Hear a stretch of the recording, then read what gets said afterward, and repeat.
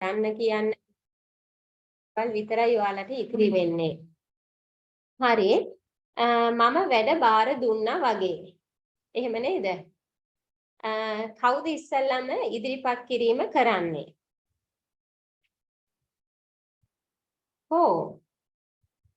කවුද ඉස්සෙල්ලාම? හරි. විශාරට මම අවස්ථාව දෙනවා. දුටු ඉදිරිපත් කිරීම කරන්න පුළුවන්.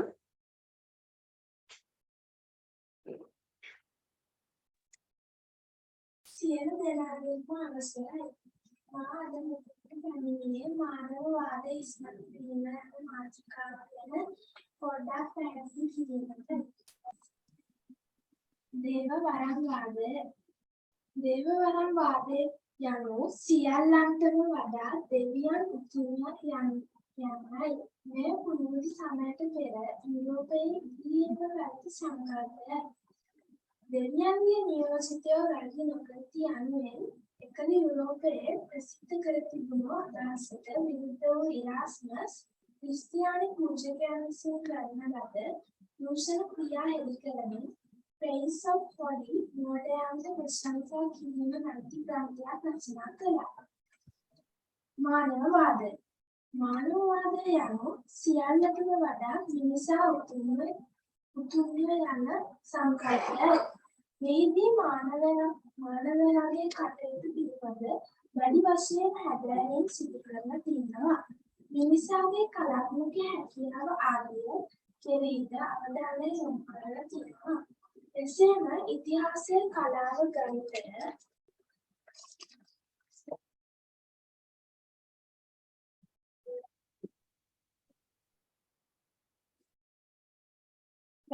සාහිත්‍ය, තාරකාශාස්ත්‍රය හා විද්‍යාව ආදී විෂයන් රාශියක් විහිදිය.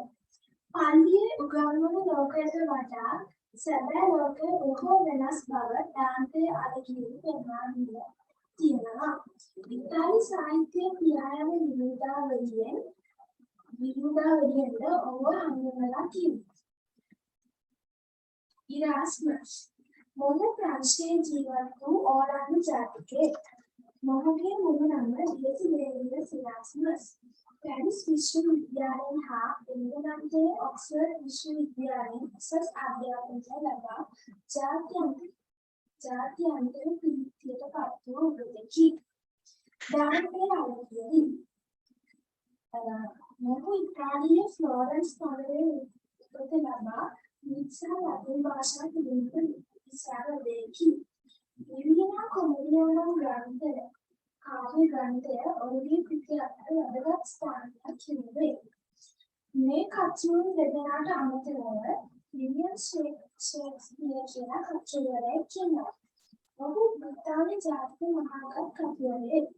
ඉංග්‍රීසි කාව්‍ය හා නාට්‍ය ශාස්ත්‍රයේ වර්ධනයට ඉමහත් සේවයක් ඉටු තියෙනවා. රෝම සම්මාන සාහිත්‍ය ආభాසය ලබා කාව්‍ය සහ නාට්‍ය කෘති රසක් ඔහු විසින් රචනා කරලා තියෙනවා. වැනිසි හෙලෙන්දා නැමැති නාට්‍ය කෘතිය ඔහුගේ ලෝකෝත්තර නිර්මාණයකි. එම කෘතියට අමතරව හැම්ලට්, මැක්බෙත්, ජුලියස් සීසර්, කුනාඩෝ, රෝමියෝ ඇන්ඩ් ජුලියට් වැනි කෘතිද ඔහු නිර්මාණය කරලා තියෙනවා. මානවවාදය ගැන පැහැදිලි කරපු දේවල් ඔයාලට තේරුණා කියලා මම බලාපොරොත්තු වෙනවා. ස්තුතියි. හරි. විශාරා හොඳ ඉදිරිපත් කිරීමක් කරා. ඇත්තටම යාළගේ දෙමව්පියොත් මහන්සි වෙලා තියෙනවා. මේ අනිත් පැත්ත පෙරලන්නේ නැත්තේ අම්මා වෙන්න ඇති. හරි. ගොඩක් සතුටුයි දුව. මහන්සි වෙලා තියෙනවා. ඇත්තටම හොඳයි. හැබැයි ටිකක් අර ඉස්සරහට ඇවිල්ලා කරා නම් තවත් වඩාත් හොඳයි නේද පුතේ? ගොඩක් හොඳයි විශාරා. දෙමව්පියන්ටත් thank you. ගොඩක් ස්තුතියි දුව වෙනුවෙන් මහන්සි වුණාට. එහෙනම් අපි අප්පුඩියක් ගහමු විශාරට. thank you. හරි. ඊළඟට කවුද ඉදිරිපත් කිරීම කරන්නේ? කවුද ඊළඟට ඉදිරිපත් කිරීම කරන්නේ?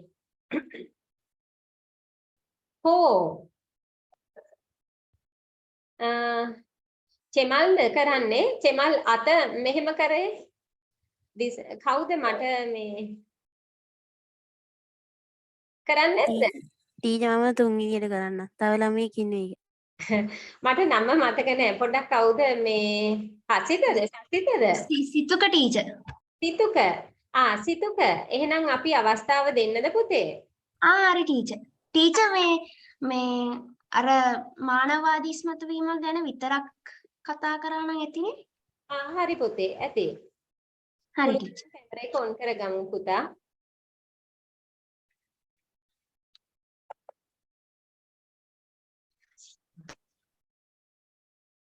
පේනව නේද ටීචර්? ඔව් පුතේ ඔව්. ආදරණීය ගුරු මෑණියනි සහ මගේ යහළු හෙළියනි, අද මම ඔයගලන්ට කියලා ඉදිරිපත් කරන්න යන්නේ මානවවාදයේ ඉස්මතු වීම. මානවවාදී ඉස්මතු වීමේ අපි කොටස් දෙකකට බෙදනවා. ඒ දේවවරම් වාදය සහ මානවවාදයයි. දේවවරම් වාදය ගැන අපි පොඩ්ඩක් කතා කළොත්, දේවවරම් වාදය කියන්නේ සියල්ලටම වඩා දෙවියන් උතුම් යන සරල අදහසයි. දේවවරම් වාදයේදී මිනිසාට තමාගේ අයිතීන් ලබා ගැනීමට නොහැකි විය. මන්දයත් පූජකවරුන් මිනිසාට තමා හඳුන්වා දුන්නේ තමා දෙවිවරුන්ගේ නියෝජිතයන් බවය. පූජකවරුන් දෙවියන්ට කෙතරම් ලැබිද යයි පැවසීය. ජනතාවට කිසිදු ක්‍රියාවලියක් ගත නොහැකි කාලයක් විය. එසේම දේවවරම් වාදය පුනරුද කාල සමයේ ප්‍රථමයෙන්ම පැවති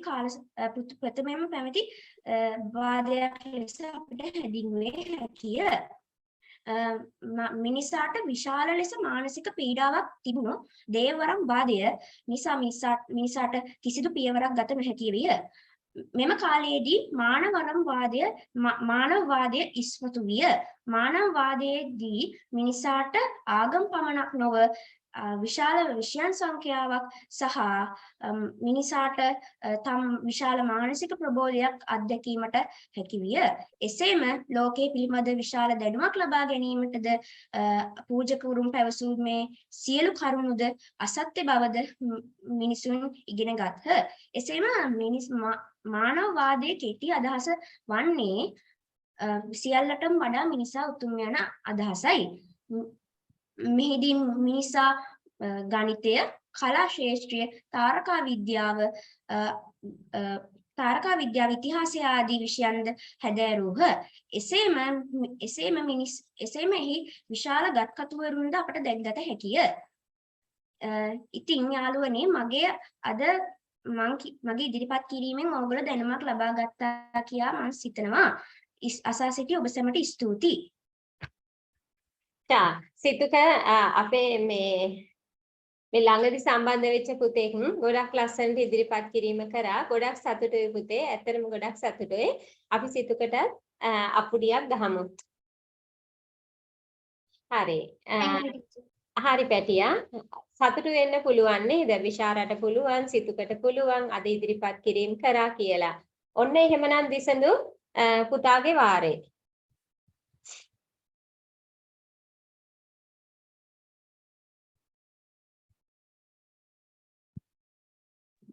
ආදරණීය ගුරු මෑණියරුන්ගෙන්ද පන්තිට සහභාගී සිටින යහළු අයගෙන්ද අවසරයි. මම මෙතනට පැමිණියේ මානවවාදී ඉස්මතු වීම ගැන වචන කිහිපයක් ඔබ හැමේ තැබීමට. මානවවාදී ඉස්මතු වීම කතා කරන්න කලින් ඉස්සෙල්ලාම අපි පුනරුදය යන්න මොකද්ද කියලා කියනවා. පුනරුදය කියන්නේ යලි පිබිදීම. පුනරුදය ඇතිවීමට බලපෑ හේතු තුනක් තියෙනවා. එකක් තමයි නවගුතුම් බිහිවීම. අනිත් එක මානවවාදී ඉස්මතු වීම, කලා ශාස්ත්‍රයේ දැඩි පුල්ලක් ඇතිවීම. මේ මානවවාදී ඉස්මතු වීම කොටස අපි කොටස් දෙකකට බෙදනවා. ඒ තමයි දේවවරම් වාදයයි මානවවාදයයි. දේවවරම් වාදය කියන්නේ සියල්ලට වඩා දෙවියන් උතුම් බව පැවසී. පුනරුදය ඇතිවීමට පෙර යුරෝපයේ මෙම දේවවරම් වාදය ව්‍යාප්ත වුණා. නමුත් මේන් කිසිදු ප්‍රතිඵලයක් මේ මිනිස්සුන් කැමති වූයේ නෑ මෙයට. මෙය දෙවිවරුන්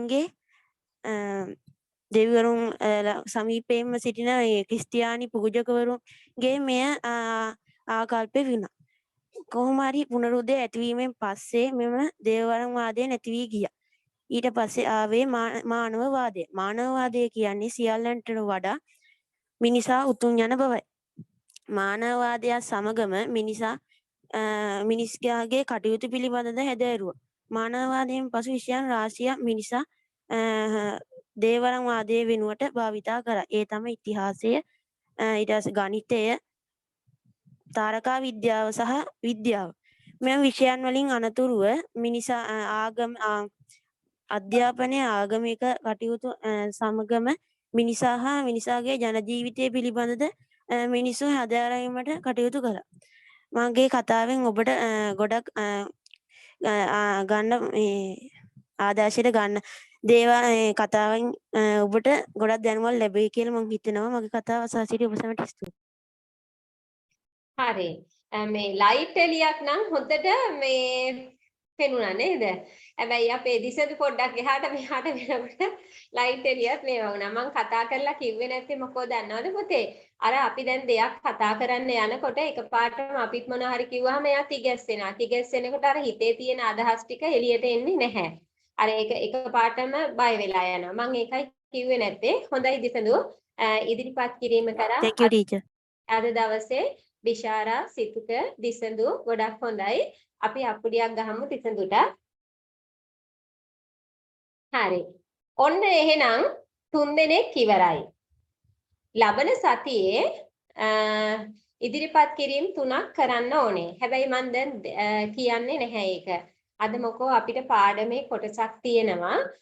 group 1 class එක ඉවර වෙච්ච තැනට අපි කරන්න ඕනේ. හැබැයි මම දෙන්නෙක්ගේ 3 දෙනෙක්ගෙන් පොඩි ප්‍රශ්නයක් අහලා තමයි පාඩමට යන්නේ. මම කිව්වා පුනරුද සමයට පෙර අවදියේ කලා ශිල්පවල ස්වභාවයයි පුනරුද සමයේ කලා ශිල්පවල ස්වභාවයයි කියන්න දෙනවයි කියලා. තිලෝමි පොත පෙරළුවාද දූ? ඔව් ටීචර්. හරි. මට එහෙනම් දූ කියන්න පුනරුද සමයට පෙර අවදියේ තිබිච්ච කලා ශිල්පවල ස්වභාවය වාක්‍ය 3කින් කියන්නකෝ. නැත්තම් කාරණා 3ක් කියන්නකෝ. ආගමික මුහුණුවරක් ගැනීම, ආගමික සංස්කෘතිය ජනිත කිරීමේ මූලික අරමුණෙන් යුතුව කටයුතු කිරීම, ස්වාධීනව නිර්මාණ කිරීමට අවස්ථාවක් ලැබීම. නෑ මං ඇහුවේ පුනරුද සමයට පෙර අවදියේ ඇත්තටම ස්වාධීන නිර්මාණ කරන්න අවකාශයක් ලැබුණාද එයාලට? නොලැබීම නේද පුතේ? ඒ වගේම ක්‍රිස්තුස් වහන්සේ, කන්‍යා මරියතුමිය, ඒ වගේම ආගමික ශාස්ත්‍රූවරයන් වහන්සේලාගේ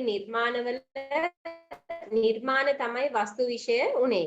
එතකොට අපි පුතෙක්ගෙන් අහමු රිහාන් පුනරුද සමයේ කලා ශිල්ප. මට කරුණු 3ක් කියන්නකෝ. රිහාන් මාව ඇහෙනවද? ඔව් ටීචර්. ඕ පොත පෙරළුවාද පුතේ? මුලකක්වත් ආවේ නැද්ද මේ පැත්තට? මට කිව්වත් මම මෙහෙන් එවනවනේ. ඈ පුතේ. එතන මයික් එකේ මොකක් හරි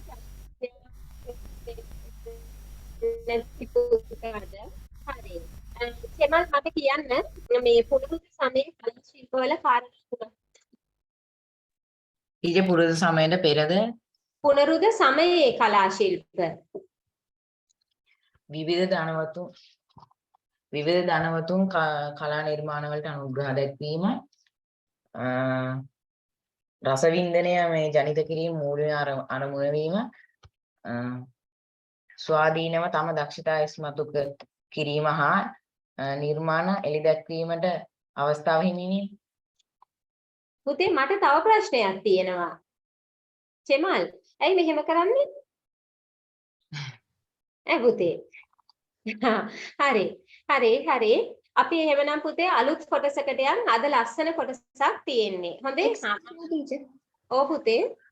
මට පොඩි ප්‍රශ්නයක් තියෙනවා. මම විලියම් ෂේක්ස්පියර් නෝට් එක ලියද්දි දැක්ක මේ ලේඛකයන්ට තම තමන්ගේ පෞද්ගලික නමින්ම සාහිත්‍ය කෘති බිහි කිරීමට අවනවෝදයට කියලා තියෙන මොකක්ද? අවනවෝදය කියන්නේ? මම ඒක ස්ලයිඩ් එක බලලම කියන්නම් හොඳේ. ඒක අකුරු වල ප්‍රශ්නයක් ගැටලුවක් ඇත්තේ. අපි බලමු. කියන්නේ ටීචර් පින්තූරට වැහිලා. හරි අපි බලමු පුතේ. හරි. මම පාඩමට යන්න කලින් මේ කියන්න ඕනේ අද පාඩමේ තියෙන කොටස් ටිකක් ටීචර් මේ වීඩියෝස් දෙකකින් ඔයාලට පෙන්නනවා. හැබැයි ඒක මේ පාඩම පටන් ගත්තට පස්සේ පාඩම ඉවර වෙනකොට තමයි පෙන්වන්නේ. ක්ලාස් එක ඉවර වෙන්න කිට්ටු වෙනකොට. හරි නැත්නම් ඕක බලලා පාඩම උගන්වනවා කියන එක තේරුමක් නැහැ. එහෙමනම් අපි පාඩමට යමු.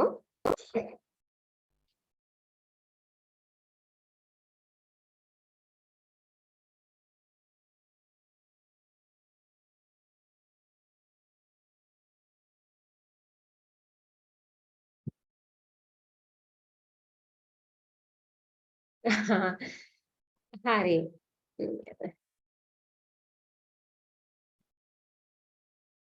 හරිද පැටියා? හරි ටීචර්. ටීචර්ගේ තමයි ගැටලුව තිබිලා තියෙන්නේ. හොඳේ. මේ පින්තූරෙට වැහිලා. ඒක පුතේ මේ කටියෙම හදා ගන්න හොඳේ පින්තූරෙට මේ අකුරු ටික වැහිලා තිබිලා තියෙනවා. පොඩ්ඩක් හදා ගන්න. සාහිත්‍ය කෘති බිහි කිරීමට අවස්ථාව ලැබීමද නවෝදයට රුකුලක් විය. පුතා ඒක කිව්ව එක හොඳයි මොකද නැත්නම් ඔක කොහොමම තමයි ස්ලයිඩ් එක තියෙන්නේ. නැත්නම් ඒක අපි ඒවලා තියෙන්නේ නේ. හදා ගන්නකො හැමෝම මේක.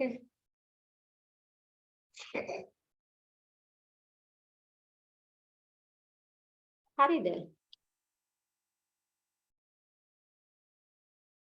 හරි.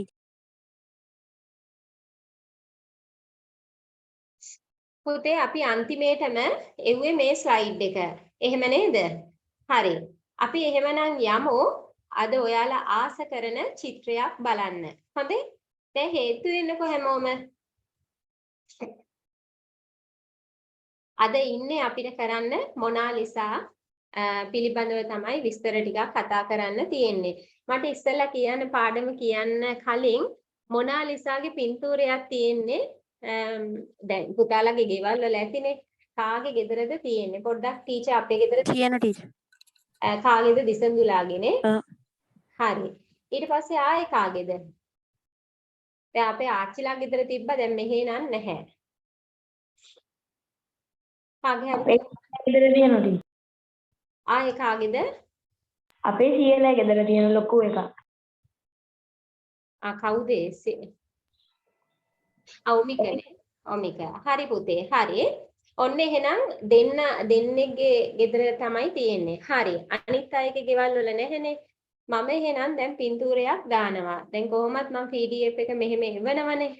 එතකොට ඔයාලට බලන්න පුළුවන් මෙන්න මේක ලොකුයි කලර් එකක් දාලා තියෙන්නේ.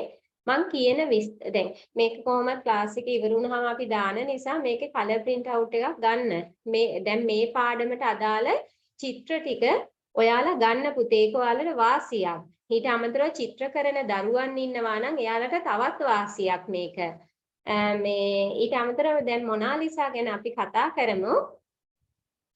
ඇත්තටම පුතේ මේ මොනාලිසා ඇඳලා තියෙන්නේ ලියනාඩෝ ඩා වින්චි. මෙන්න මේ පුද්ගලයා. ඒක ඔයාලා දන්නවනේ. හරි ලස්සන පුද්ගලයෙක් නේද? එතකොට මෙයා ගැන පොඩි දැන් දෙයක් කිව්වොත් අපි ලියන්නේ පුතේ පොතක මේ වමේ ඉඳන් දකුණට නේද? අපි පොතක ලියනවා නම් ලියන්නේ වමේ ඉඳන් දකුණටනේ. නමුත් පුතේ මේ ලියනාඩෝ ඩා වින්චි කියන කෙනා අපි ලියන විදිහට නෙවෙයි ලියන්නේ. දකුණේ ඉඳන් වමට තමයි එයා දිනපොත ලියලා තියෙන්නේ. හරිද? අපි වමේ ඉඳන් දකුණට මෙයා ලියන්නේ දකුණේ ඉඳන් වමට. එතකොට දැන් මොනාලිසා ගැන අපි කතා කරොත් මේක පුතේ අපි ඇඳලා තියෙන විදිහ පොඩ්ඩක් බලමුකෝ. මේ තමයි මේ ඇඳලා තියෙන විදිහ. පොඩ්ඩක් බලන්න මම මෙන්න මේ චිත්‍ර ගැන මේ කියන්නේ. හොඳේ? එතකොට සාමාන්‍යයෙන් පුතේ චිත්‍ර කරන අය රූපයක් අඳිනවා නම් අඳින්නේ පැටියෝ ඒක අර දැන් එක පැත්තකට හරවලා අඳින්නේ. ওই චිත්‍ර කරන කට්ටිය දන්නවා ඇති. හොඳේ? එතකොට එක පැත්තකට හරවලා තමයි අඳින්නේ. නමුත් පැටව මෙන්න මේ මොනාලිසා එකේ මේ මූණ කෙලි දැන් මේ ඉන්නේ ලියනාඩෝ ඩා වින්චිනේ. එතකොට මෙයා තමයි අඳින්නේ මේ මොනාලිසා. එතකොට මෙයා මේ පැත්තකට හරවලා නෙවෙයි මූණ කෙලින් බලලා අඳින්නේ. හරි ඔයාලට ඒක සිතුවමෙන් පේනවා. අනිත් එක පුතේ මෙන්න මේ මෙයාගේ චිත්‍රය අඳිනකොට බලන්න මේ පැත්ත දැන් එයාගේ දෙපැත්තෙන් ඉන්නේ පුද්ගලයෝ. එයාලගේ අතේ තියාගෙන ඉන්නේ සංගීත භාණ්ඩ. මේක දැන් මෙයා බලන්නකෝ. මෙයා මෙහෙම අතක් මේවා කරගෙන මොකක් හරි දෙයක් කියනවා. මෙයා සින්දුවක් වාදනය කරනවා. ඊට පස්සේ සින්දු කියන අය ඇති. ඒ මොකෝ චිත්‍ර අඳිනකොට අර කෙනාව පුතේ සතුටින් තියෙන එක තමයි මෙතනින් කරලා තියෙන්නේ. දැන් උදාහරණයක් විදිහට අපි හිතමුකෝ සසිතයි සිතුකයි සිත්මි හංසකයි රමුදි ආස කරන සින්දු තියෙනවනේ. එතකොට කොහොම හරි මෙයාලා නිකන් ඉන්න වෙලාවට අර එයා තමන් ආස කරන සින්දුවක් ගියාම බුම්මගෙන ඉන්න වෙයි. බුම්මගෙන ඉන්න වෙයි. නෑ. ඒකට අපි කොච්චරනම් කන යොමු කරනවද? කන යොමු කරන ගාන වාරයක් පාසා අපේ මුහුණේ ඉරියව් රෆ් ගතියෙන් තියෙන වෙයි. රෆ් ගතියෙන් නෑ. එතකොට හරි ලස්සන පෙනුමක් එනවා. අර සිරියාවක් එනවා. මේ තෙතමනයක් එනවා. රෆ් ගතිය නැති වෙනවා. කාංසාව දුරු වෙනවා. හරිම සැහැල්ලුවෙන් ඉන්නේ. ඒ පොයින්ට් එක මෙයා දන්න නිසා තමයි මෙතන පුතේ අපිට කියන්න පුළුවන් මෙයාව සතුටින් තියනවා. ඒ කියන්නේ මෙයා ආස ඇති සින්දු එහෙම අහන්න කියන්නේ එයා ආස කරන සින්දුවක් වාදනය කරන නැති මේ සතෙකුත් මෙතන ඉන්නවා. කොහොම හරි එයාව හරි කියන්නේ උද්‍යෝගීමත්ව සිනහමුතු මුහුණින් හරිම ප්‍රියංකර විදිහට තමයි උතන වාඩි කරවලා ඉන්නේ. අනිත් එක මූණ කෙලින් බලාගෙන තමයි අඳින්නේ. ඒක එකක්. ඊට අමතරව ඔය දැන් චිත්‍ර කරන අය දන්නවා ඇති එක එක ටෙක්නික් භාවිතා කරනවා චිත්‍ර අඳිද්දී. හරිද? ටීචර් චිත්‍ර කරන්නේ නැහැ මේ අර මේ රූපේ හින්දාම ටීචර් කරුණු හෙව්වා. එතකොට මෙන්න වර්තමානයේදී හොයාගෙන තියෙනවා මේ ලියනාඩෝ ඩාවින්චි කියන කෙනා ටෙක්නික් එකක් භාවිතා කරලා තියෙනවා සුපර්මාටෝ ටෙක්නික් කියලා. අහන්න එපා මගේ මොකද ටීචර් ඕක සුපර්මාටෝ ටෙක්නික් කියලා. මම එහෙම දන්නේ නැහැ. කොහොම හරි ටෙක්නික් එකක් තිබිලා තියෙනවා චිත්‍ර කරන අය දන්නව ඇති. සුපර්මාටෝ ටෙක්නික් එක යූස් කරලා තමයි මෙයා මේ චිත්‍රය ඇඳලා තියෙන්නේ. අනිත් එක තමයි පුතේ මේකේ විශේෂත්වය. දැන් මම ඔන්න මෙන්න මේක පෙන්නන්නම්කෝ ඔයාලා දන්න මේක මේ රූපේ පුතේ දැන් උදාහරණයක් විදිහට ඔන්න දැන් හංසක ඉන්නවා. හංසක ඉදිරි පිට. හරිද? ඉදිරි පිට ඔන්න මේ මොනාලිසාගේ පින්තූරේ තියෙනවා. නිකන් හිතන්නකෝ දැන් ඔන්න ටීචර් නළලේ ගහගෙන ඉන්නවා මේ මොනාලිසාගේ පින්තූරේ. මං ඉස්සරහා ඉන්නවා මේ සසිත. හරි මට පේන අය තමයි මම මේ නම විදිහට ගන්නෙ හොඳේ. සසිත ඉන්නවා. ඊට පස්සේ සසිතට කරන්න පුළුවන් සසිත හරි මැදට ගිහිල්ලා මෙයා දිහා හිනව මුසු මුහුණින් බලනවා. හරි? එතකොට සසිතට පේන්නේ මෙයා සසිතත් එක්ක hina වෙනවා. හරිද? ඔන්න දැන් ටික වෙලාවකින් මේ මොනවා හරි කාලා ඇවිල්ලා වටරවුමක් ගිහිල්ලා සසිත මෙයාගේ මැද පින්තූරේ මැදට ඇවිල්ලා සසිතට මේ සසිත බලනවා අඬ මෙයාගේ මූණ දිහා. අඩේ ඇත්තටම මෙයා අඬනවනේ සසිත දිහා බලාගෙන. එහෙම එකක් තියෙනවා. ඒ කිව්වේ මොකද්ද දන්නවද පුතේ? රූපේ ඉස්සරහා ඉඳලා අපි සිනහමුසු මුහුණින් බැලුවොත් මෙයාගේ මූණ දිහා මෙයාත් අපි දිහා hina වෙලා බලාගෙන ඉන්න ඉරියව්ව තමයි ඇඳලා තියෙන්නේ. නමුත් අපි කනගාටුවෙන් කියන්නේ අපිත් අඬ බැලුවොත් මෙයා පුතේ මෙයාත් අඬනවා දුකෙන් ඉන්නවා වගේ තමයි පෙනුම පේන්නේ. පොඩ්ඩක් බලන්න මේක එවන්නම් හොඳේ. ඊට අමතරව පුතේ කියලා මේ දැන් නූතනයේ චිත්‍රකරුවෝ එහෙම හොයාගෙන තියෙනවා මෙයාගේ S2 බලන්නකෝ. S2 පුතේ සතුටක් ගැබ් වෙලා තියෙනවා කියලයි පවසන්නේ කියන්නේ. ඒ වගේම මේ තොල් දෙක ගන්නකෝ. තොල් දෙක දිහා බලාගෙන ඉන්නකොට එයාගේ තොල් දෙකෙන් පෙන්눔 ඉස්මතු කරලා තියෙනවලු දුකක් කියන එක. සමහරක් විට අර අපි සතුටින් බලනකොට මෙයා hina වෙනවා වගේ පේන්නේ අර S2 හින්දාද දන්නේ නැහැ. අර තොලේ දුකක් වේදනාවක් තියෙන හින්දා වෙන්නේ නැති අපි අඬනවා වගේ අපි අඬන මූණෙන් බැලුවොත් මෙයාත් අඬනවා වගේ පේන්නේ. ඒ කොහොම නුණත් එහෙම තමයි මේ චිත්‍රය ලියනාඩෝ ඩාවින්චි හැඳලා තියෙන්නේ. කොහොම හරි මෑත කාලයේදී මේ මොනාලිසාගේ මූණේ ඇහැ තියෙන්නේ එක ඇහැ මේ සුපර් zoom කරලා බලනකොට පුතේ ඒ එක ඇහැක LV කියලා අකුරු දෙකක් කොටලා තියෙනවලු. නමුත් අපි මෙහිම චිත්‍රයේ දිහා බලපුවාම මේ LV කියන අකුරු දෙක පේන්නේ නැහැ. දැන් ඒක සුපර් zoom හොඳටම zoom කරලා බලනකොටලු ඒ LV කියන අකුර පේන්නේ. සමහරක් විට LV කියලා කියන්නේ ලියනාඩෝ ඩා වින්චි කියන නම වෙන්න ඇති කියලා කියන්නේ. අනිත් එක මෙයාගේ නම දිග නමක්. ඔයාලට අර වීඩියෝ එකේදී බලා ගන්න පුළුවන් එයාගේ දිග නම හොඳේ. ඊට පස්සේ අනිත් ඇහැ සුපර් zoom කරලා බලනකොට CE කියලා අකුරු දෙකක් ඒ ඇහැ ඇතුලෙන් පේනවා කියලා තමයි සඳහන් වෙන්නේ. කොහොම හරි මේ කාන්තාව නැත්තම් මේ මොනාලිසා ගැන කියනවා නම් මෙයා ඇත්තටම පුතේ ගැබිනි මාතාවක් කියලා සමහරක් අය කියනවා. ඒ ගැබිනි මාතාවක් කියලා කියන්නේ එක්තරා හේතුවක් තමයි දැනට අවුරුදු 500කට විතර කලින් පුතේ ඒ ප්‍රදේශයේ කියන්නේ ගැබිනි කාන්තාවරුන් ගැබිනි අම්මලා එහෙම එයාලා ඇඳගෙන හිටිය වස්ත්‍රය කළු පාටයිලු. ඒ කළු පාටෙන් කියනවා මෙයා ගැබිනි මාතාවක් වෙන්න ඇති කියලා සමහරක් පිරිස. ඊට පස්සේ තවත් සමහරක් අය කියනවා මේ රූපේ දිහා බලලා මෙය ඇත්තටම ගණිකා වෘත්තියේ යෙදිච්ච කාන්තාවක් කියලා. ඒකටත් එක්තරා හේතුවක් එයාලා කියනවා ඉස්සර එහෙම ශේෂ්ත්‍රයක නියලිච්ච අය මේ දැන් කොණ්ඩේ ලූස්වට දාගෙන ඉන්නේ කොණ්ඩේ කඩාගෙන එහෙම පිරිස් ඉන්නවනේ නේද? හොඳම උදාහරණය ඔයාලගේ අක්කලා මේ නංගිලා එහෙම නාපුවාම කොණ්ඩේ දිග අය මේ කොණ්ඩේ කඩාගෙන ඉන්නේ ටික වෙලාවක් කොණ්ඩේ වේලෙන්නනේ. ඒක ගැට ගහ ගන්න නැහැනේ. එතකොට ඒ වගේ මෙයා පුතේ මේ කොණ්ඩේ අර දිග අරගෙන ඉන්න හින්දා කොණ්ඩේ කඩලා තියෙන නිසා කියනවා මෙයා එහෙම වෘත්තියක නියැලෙලා ඇති කියලා. අනිත් එක එහෙම කියන්න තව හේතුවක් තියෙනවා. බලන්නකො පොඩ්ඩක් මෙන්න මේ ඇහි බැම දිහා ඇහි බැම පුතේ ෂේව් කරලා තියෙන්නේ. ඒ කියන්නේ ඇහි බැම අයින් කරලා තියෙන්නේ. එතකොට ඒ වෘත්තියේ නියැලෙන අය ඇහි බැම අයින් කරලා ඉඳලා තියෙනවා ඒ කාලෙ වෙලේ. ඉතින් ඒකයි කට්ටිය කියන්නේ මෙයා එහෙම කෙනෙක් වෙන්න ඇති කියලා. ඊටත් අමතරව දැන් කොහොම හරි ලියනාඩෝ ඩා වින්චි කාගේ හරි මයික් එකක් ඔන් වෙලා ඕෆ් කරගන්නකෝ.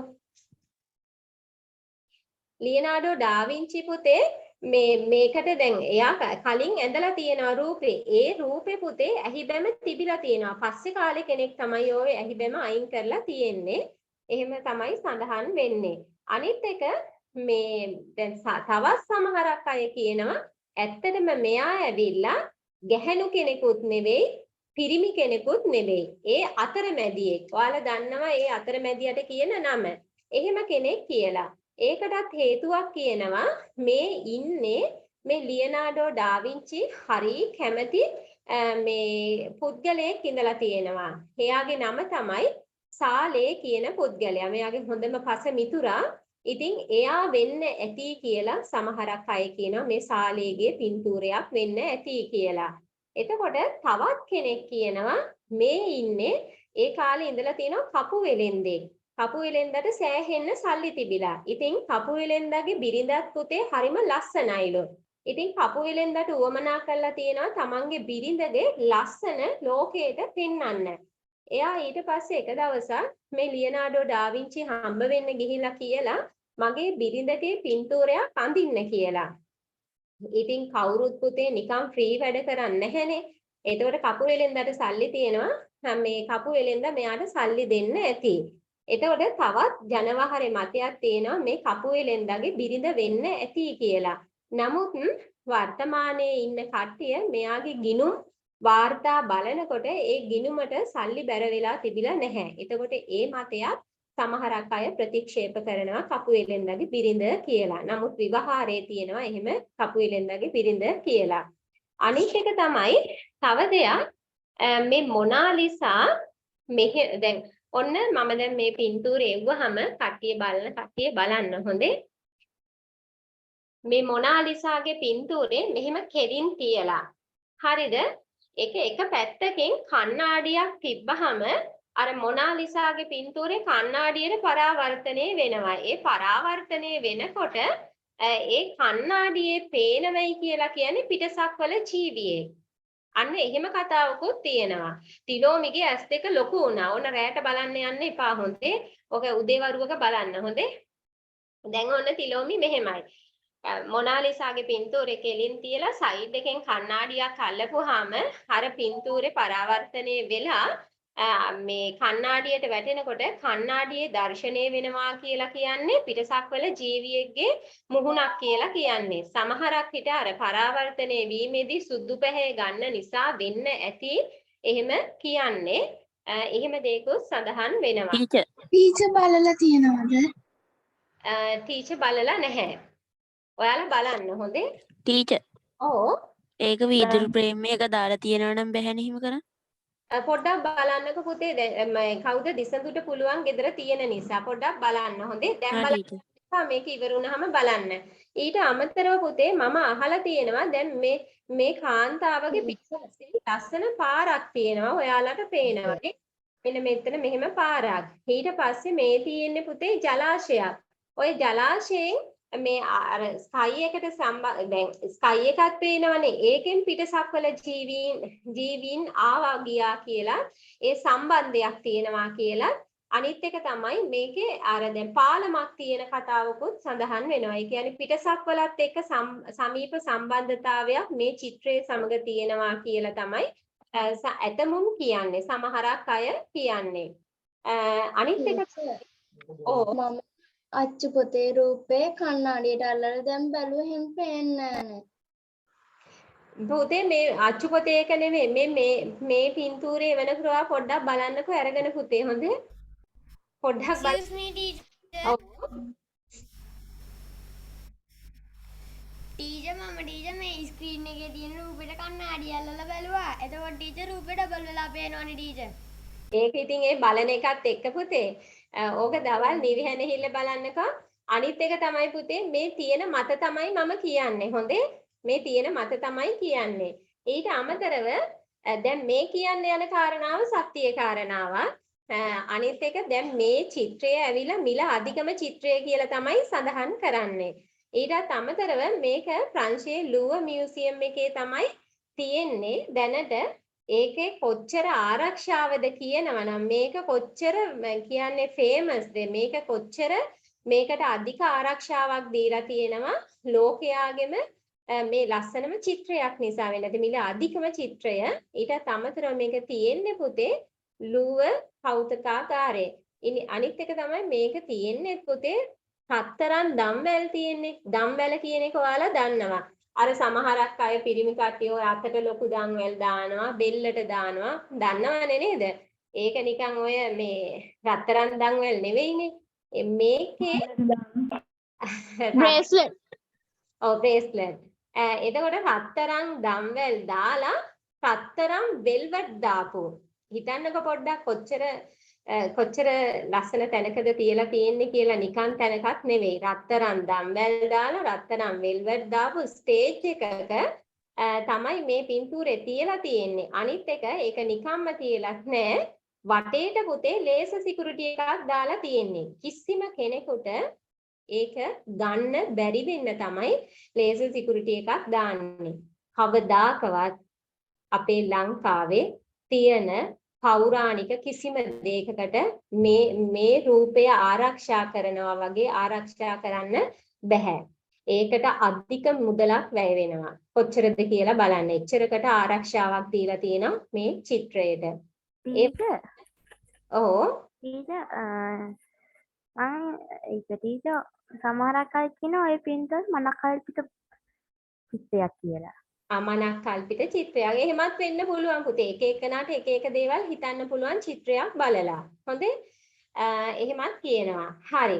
මේකෙදි දැනට හොයාගෙන තියෙනවා මේ චිත්‍රය අඳින්න පටන් අරගෙන තියෙන්නේ ලියනාඩෝ ඩාවින්චි කියන එකනා ක්‍රිස්තු වර්ෂ 1502 මේ වර්ෂ නිකන් ඔයාලා දැනට යාන්තමට ඔළුවට ගන්න මොකෝ වර්ෂය හදා ගන්න. හොඳේ? මේ ලියනාඩෝ ඩාවින්චි මේ වෙනුවෙන් කොච්චර කැපකිරීමක් කරලාද කියන එකයි මම මේකෙන් කියන්න යන්නේ. මේක අඳින්න පටන් ගන්න තියෙන්නේ ක්‍රිස්තු වර්ෂ 1502 දී. සමහරක් අය කියනවා මේක ඉවර කරන්නේ 1515 දී කියලා. එතකොට අවුරුදු කීයක් ගියාද? 13ක්. ගිහිල්ලා. හරි. ඕ.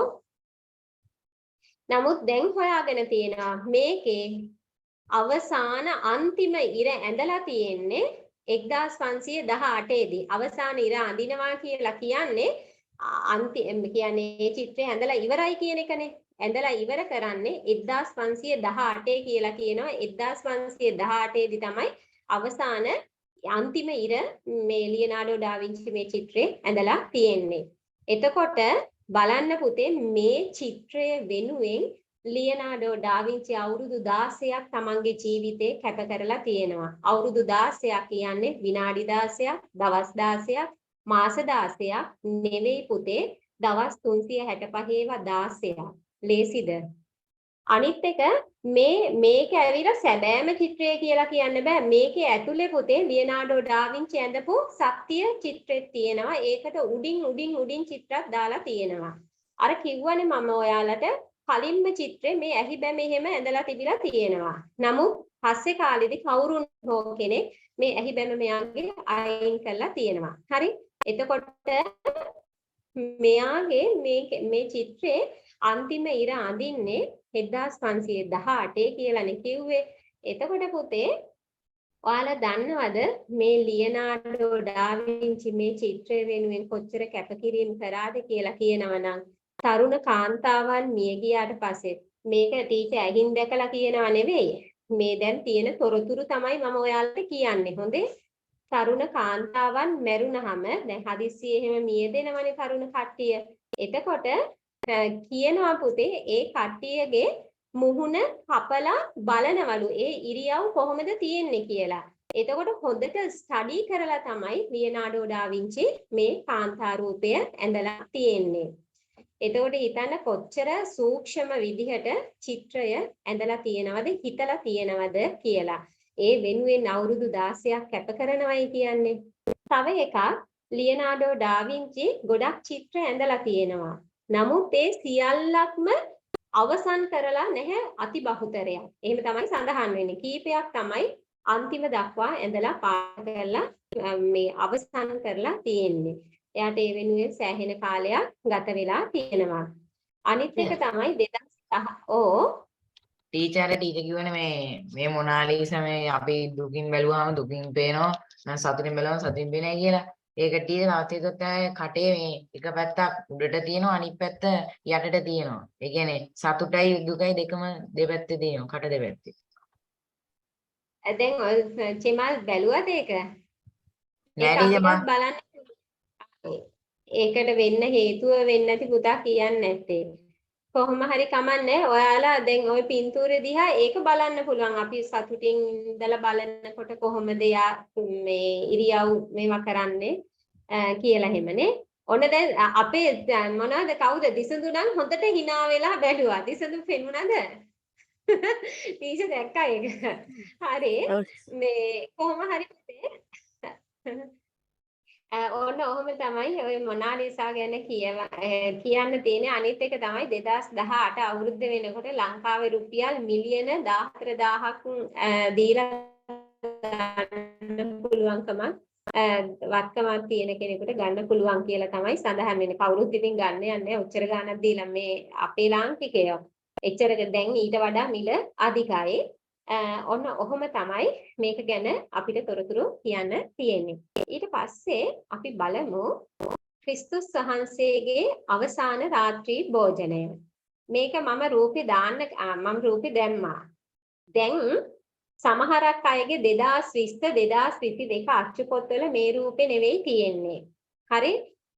2018 print කරපු පොත්වල තමයි මේ රූපේ තියෙන්නේ. 2022 මේ පින්තූරේ නෙවෙයි කියලා තමයි කිව්වේ. හොඳේ. කොහොම කෙසේ වෙතත් මේක ඇවිල්ලා ලියනාඩෝ ඩා වින්සි විසින් අඳිපු ක්‍රිස්තුස් වහන්සේගේ අන්තිම රාත්‍රී භෝජනය. හරි? ඉතින් දැන් අනිත් ළමයි හිතන්න එපා මේ අඩේ මේක වෙන්නේ නැති ඇඳලා තියෙන්නේ කියලා. කොහොමද? ඔයාලා පුතේ මෙහෙමයි. මේ ස්ක්‍රීන් එකේ දාලා තියෙන පින්තූරේ 2020 print කරපු ළමයිගේ පොත්වල නැතුව ඇති. ඒක වෙන පින්තූරයක් ඇත්තේ. නමුත් මේ 2018 මට මේ දිසඳු පේන්නේ නැහැ පුතා මේ. දිසඳුගේ එකේ මේ පින්තූරේ තිබ්බේ. එහෙමනේ. අපේ පොතේ තියෙන ටීචර් වෙන පින්තූරයක්. අන්න ඒකයි හොඳේ. ඔය 2018 print කරපු එකේ තමයි මේක තියෙන්නේ. අද මොකෝ දන්නවද මම කියන්නේ හේතුව? හරි රමුදී මේ මට පුතේ group 1 එකේ දරුවෝ කිව්වා මේක නෙවෙයි කියලා. සමහරක් අය කිව්වා මේක වෙන්නේ නැති කියලා. පස්සේ එක දරුවෙක් කිව්වා එහෙනම් ලියනාඩෝ ඩාවින්චි නැගිටලා ඇවිල්ලා ඒ පොත්වල වෙනම පින්තූරයක් ඇඳයි කියලා. ඒකයි මම කිව්වේ. එහෙම නැහැ. මේ වෙන පින්තූරයක් දාලා ඇත්තේ. නමුත් මේක තමයි අවසන් ක්‍රිස්තුස් වහන්සේගේ අවසන් රාත්‍රී භෝජනය. හරි දිසඳු. හරි. එතකොට මේක ගැන කියනවා නම් මේකෙදි පුතේ හොඳට අහගන්න මේ මැද ඉන්නේ ජේසුතුමා. හරිද? මේකේ හරියටම පුතේ චිත්‍රේ ඉන්නවා 13 දෙනෙක්. හරි? 13 දෙනෙක් ඉන්නවා. මේක ටීම් දෙකක් වගේ. එක පැත්තකට බලන්න 6ක්. අනිත් පැත්තට 6ක්. මැද හරියට ඉන්නවා ජේසුතුමා. ජේසුතුමාත් එක්ක තමයි 13 දෙනා.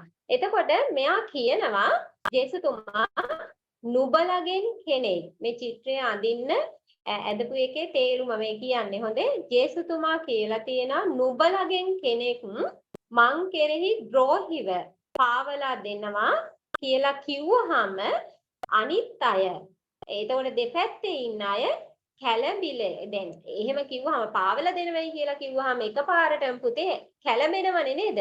ඒ කැළඹුණ සිතින් බලනකොට එයාලගේ ඉරියව් වෙනස් වෙනවා. දැන් අපිත් බය වුණාම අපේ මේ තියෙන ඉරියව්ව නෙවෙයිනේ. අපිට සතුටු දෙයක් ආරංචි වුණාම මෙහෙම ඉරියව්ව නෙවෙයිනේ. කැළඹුණාම ඔහොමත් නෙවෙයිනේ. එතකොට මේ චිත්‍රයෙන් පෙන්눔 කරන්නේ නුඹලගෙන් කෙනෙක් මං කෙරෙහි ද්‍රෝහිව පාවලා දෙනවා කියලා කිව්වහම ඒ වෙලාවේ කැළඹිලි දැන් මේ මිනිසුන්ගේ මූණෙන් පෙන්눔 කරපු කැළඹිලි සහගත ඉරියව් තමයි මේකෙන් පෙන්눔 කරන්නේ කියලා හොයාගෙන තියෙනවා. ඒකේ එක මතයක්.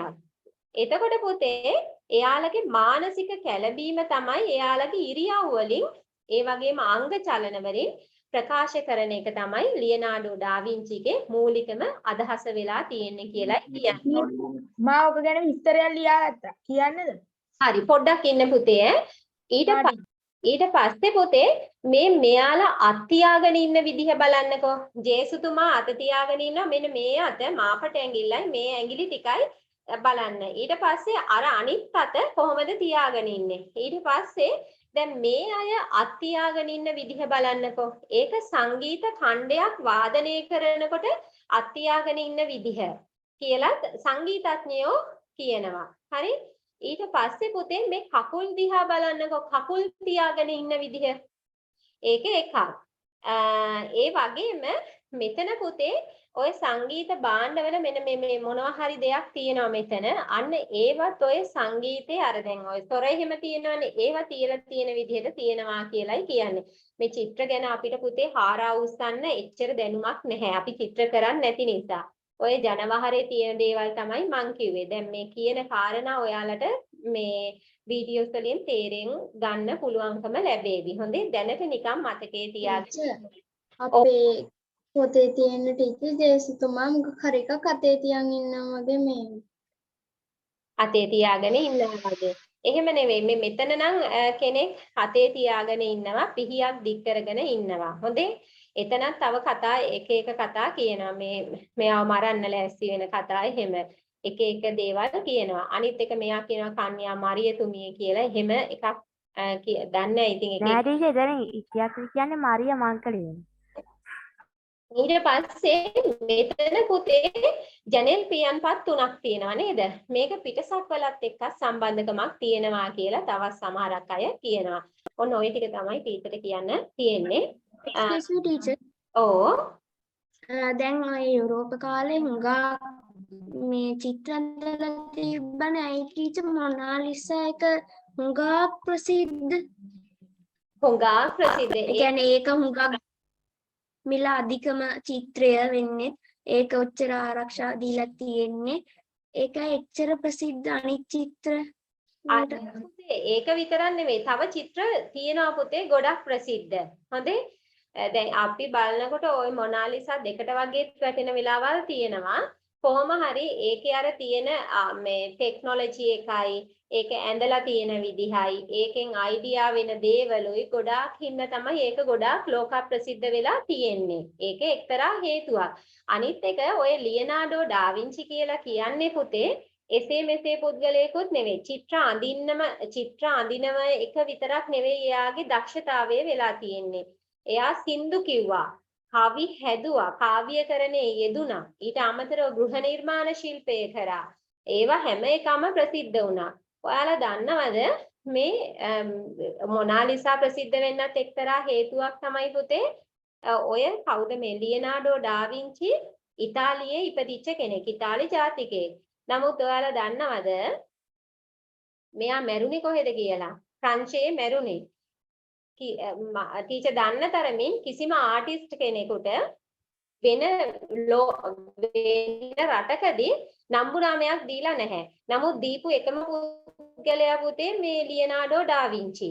එතකොට හිතන්න ප්‍රංශය වගේ රටකදී මේ ඉතාලියේ උපත ලැබපු ඉතාලියේ හිටපු ඉතාලි ජාතිකයෙක් වෙච්ච ලියනාඩෝ ඩාවින්චි අන්තිමේදී මැරෙන්නේ ප්‍රංශයේ. ප්‍රංශයේ ආර දැන් මොකක්ද මන්දනේ මාලිගාවට පොඩ්ඩක් එහයින් එයාට ඉන්නත් දීලා තියෙනවා. ඒ වගේම මිනිස්සු මාර ආදරයක්. ඊටත් අමතරව මං කියවනේ මෙයා චිත්‍ර අඳින්න විතරක් නෙවෙයි දක්ෂ කියලා. මෙයා ඔය දැන් පුතේ මොනවාද මේ යුද්ධවලදී ආරක්ෂා වෙන්න අර දැන් යුද ඇඳුම් වගේ හදලා ඒ වලින් ආරක්ෂා වෙන්න දේවලුත් මෙයා හදලා තියෙනවා. ඊට අමතරව යුද්ධෙට ගිහිල්ලා සටන් කරන්න පුළුවන් රොබෝවරු ඉන්නේ. මුලින්ම රොබෝවරේ හදලා තියෙන්නේ මෙයා. ඉතින් පුතේ එහෙව් කෙනෙක්ගේ චිත්‍රයක් ලෝක ප්‍රසිද්ධ වෙන එක අහන්න දෙයක්වත් නැහැ. ඒකනේ කියන්නේ මෙයා ගොඩක් චිත්‍ර ඇඳ නමුත් අතලොස්සයි මෙයාගේ ෆිනිෂ් කියන්නේ ඉවරටම ඉවර කරලා තියෙන්නේ කියලා. එච්චර දේවල් හොයනවා කියලා කියන්නේ නේද? මොනාලිසාගේ තියෙන මිස් අයියේ ඔක්කොම ඉවර කරලා නැත්තේ ඒ කියන්නේ ඔක්කොම චිත්‍ර ඉවර කරලා නැත්තේ කියන්නේ පුතේ මොනාලිසාගේ අන්තිම ඉර අඳින්නත් අවුරුදු 16ක් විතර ගියා නම් ඒ චිත්‍ර ෆලෝ කරන්න නැති සෑහෙන කාලයක්. ඒ සෑහෙන කාලය නිසා ඉවර කරගන්න බැරි වෙන්නේ නැති. තව දේවල් කරලා තියෙනවානේ. ඒකත් එක්ක. එතකොට ඔය ටික තමයි කියන්න තියෙන්නේ. ආයේ මෙන්න මේ රූපේ දාලා තියෙනවා. මේකත් කියනවා පුතේ ඔය දැන් මේක ඇතුලේ ඉන්න වෙනස්ම කෙනෙක් එහෙම කියලා කියනවා. ඔයාලා පොඩ්ඩක් බලන්න මේ චිත්‍රවල පසුබිම. ඊට පස්සේ අපි ප්‍රශ්න ටිකකට යමු. යන්න කලින් ගන්නකො ලියන පොත් අරගෙන අද දිනේ දාන්නකො.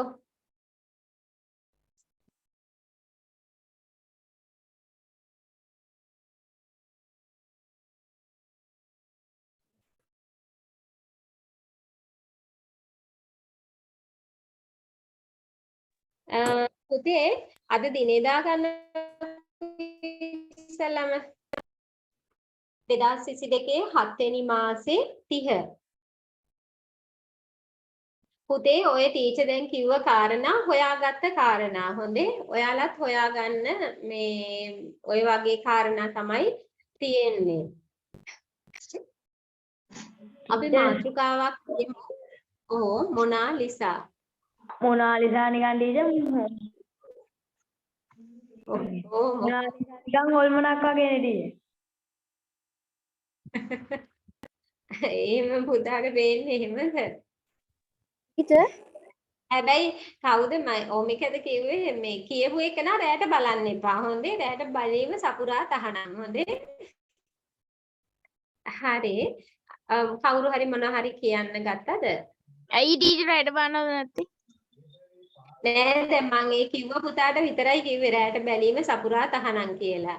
මේ අහගන්නකො පුතේ මේ ටික ඔයාලා print out ගන්න. සාමාන්‍යයෙන් මේ වගේ දෙයක් හම්බ වෙන්නේ චිත්‍ර කරන දරුවෝ ඉන්නවා නම් ගොඩක් වැදගත් වේවි. ඒක නිසා කලර් print out එකක් අරගෙන අලව ගන්න. රූපාශ්‍රිත පොතට එපා. රූපාශ්‍රිත පොතට ටීචර් ප්‍රශ්න ලෑස්ති කරලා තියෙන්නේ. ඒකට අපි කොහොමත් වෙනම PDF එකක් එවනවනේ. ඒකට ඒකෙන් ගන්න. දැන් ඒකේ අලවන්න කරන්න යන්න එපා. එහෙනම් මේකට ඉඩ තියා ගන්නකෝ. ටීචර් පළමු වරට ගුවන් යානයක ආකෘතියක් හැදුවේ ලියනාඩෝ ඩා වින්සි. ඒ ආකෘතියත් පුතේ ඒකේ අර දැන් මේ මොනවද මේ මොකක් හරි එකක් තියෙනවා ඒකෙත්. ඒ කියන්නේ ටීචර් ප්ලේන් එකම නෙමෙයි ටීචර් රෙදි දාලා අර උඩින් යන්න පුළුවන් විදිහට පොඩි එකක් හදලා තින්නේ මෙයා. එහෙමද? ඒකේ අර ගින්දර කතාවක් මොකක් හරි. ඒක නිකන් බයිසිකල් ඔව් ගින්දර නිකුත් කරන්න මොනවද? පැඩල් එකක් වගේ පාගපාගේ. චෙමල් හරි පුතේ. මේ අපි ඕක ටීචර් කාටුන් එකක් පෙන්නුවා. එහෙමද? හරි. අපි ඊළඟට අරක අලවන්න ඉඩ තියාගන්න. ඊට පස්සේ ලියමු අපි ක්‍රිස්තුස් වහන්සේගේ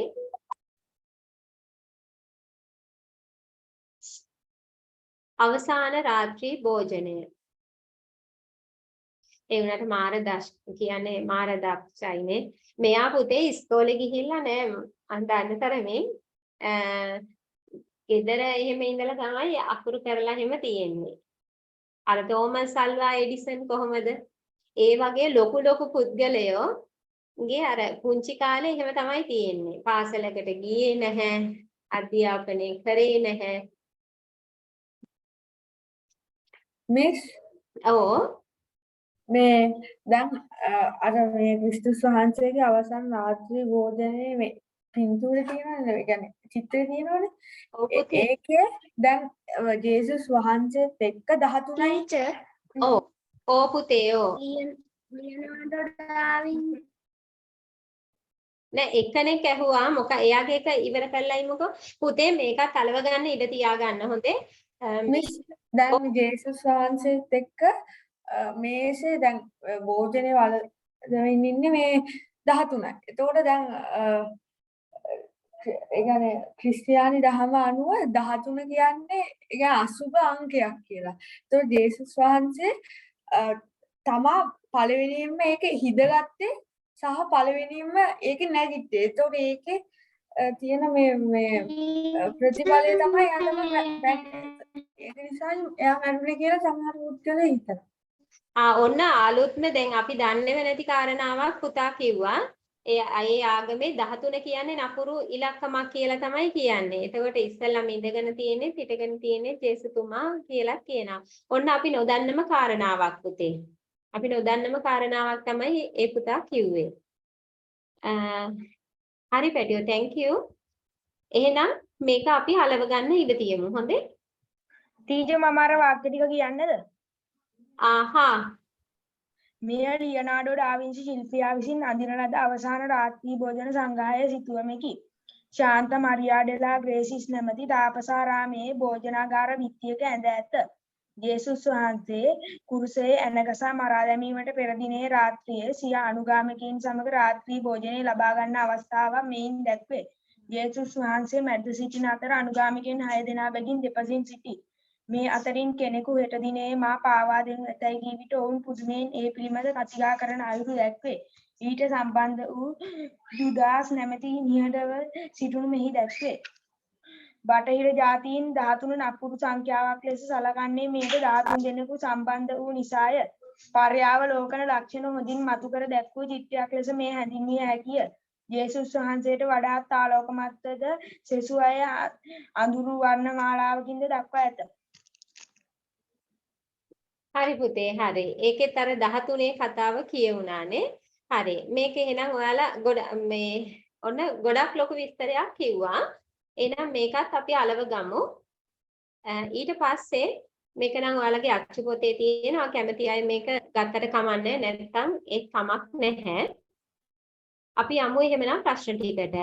පළවෙනි ප්‍රශ්නේ පුනරුදයට පෙර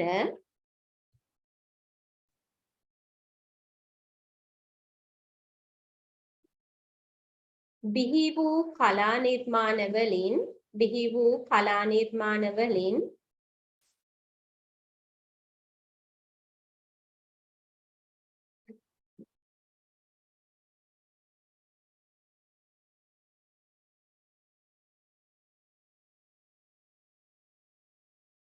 අපේක්ෂිත පරමාර්ථය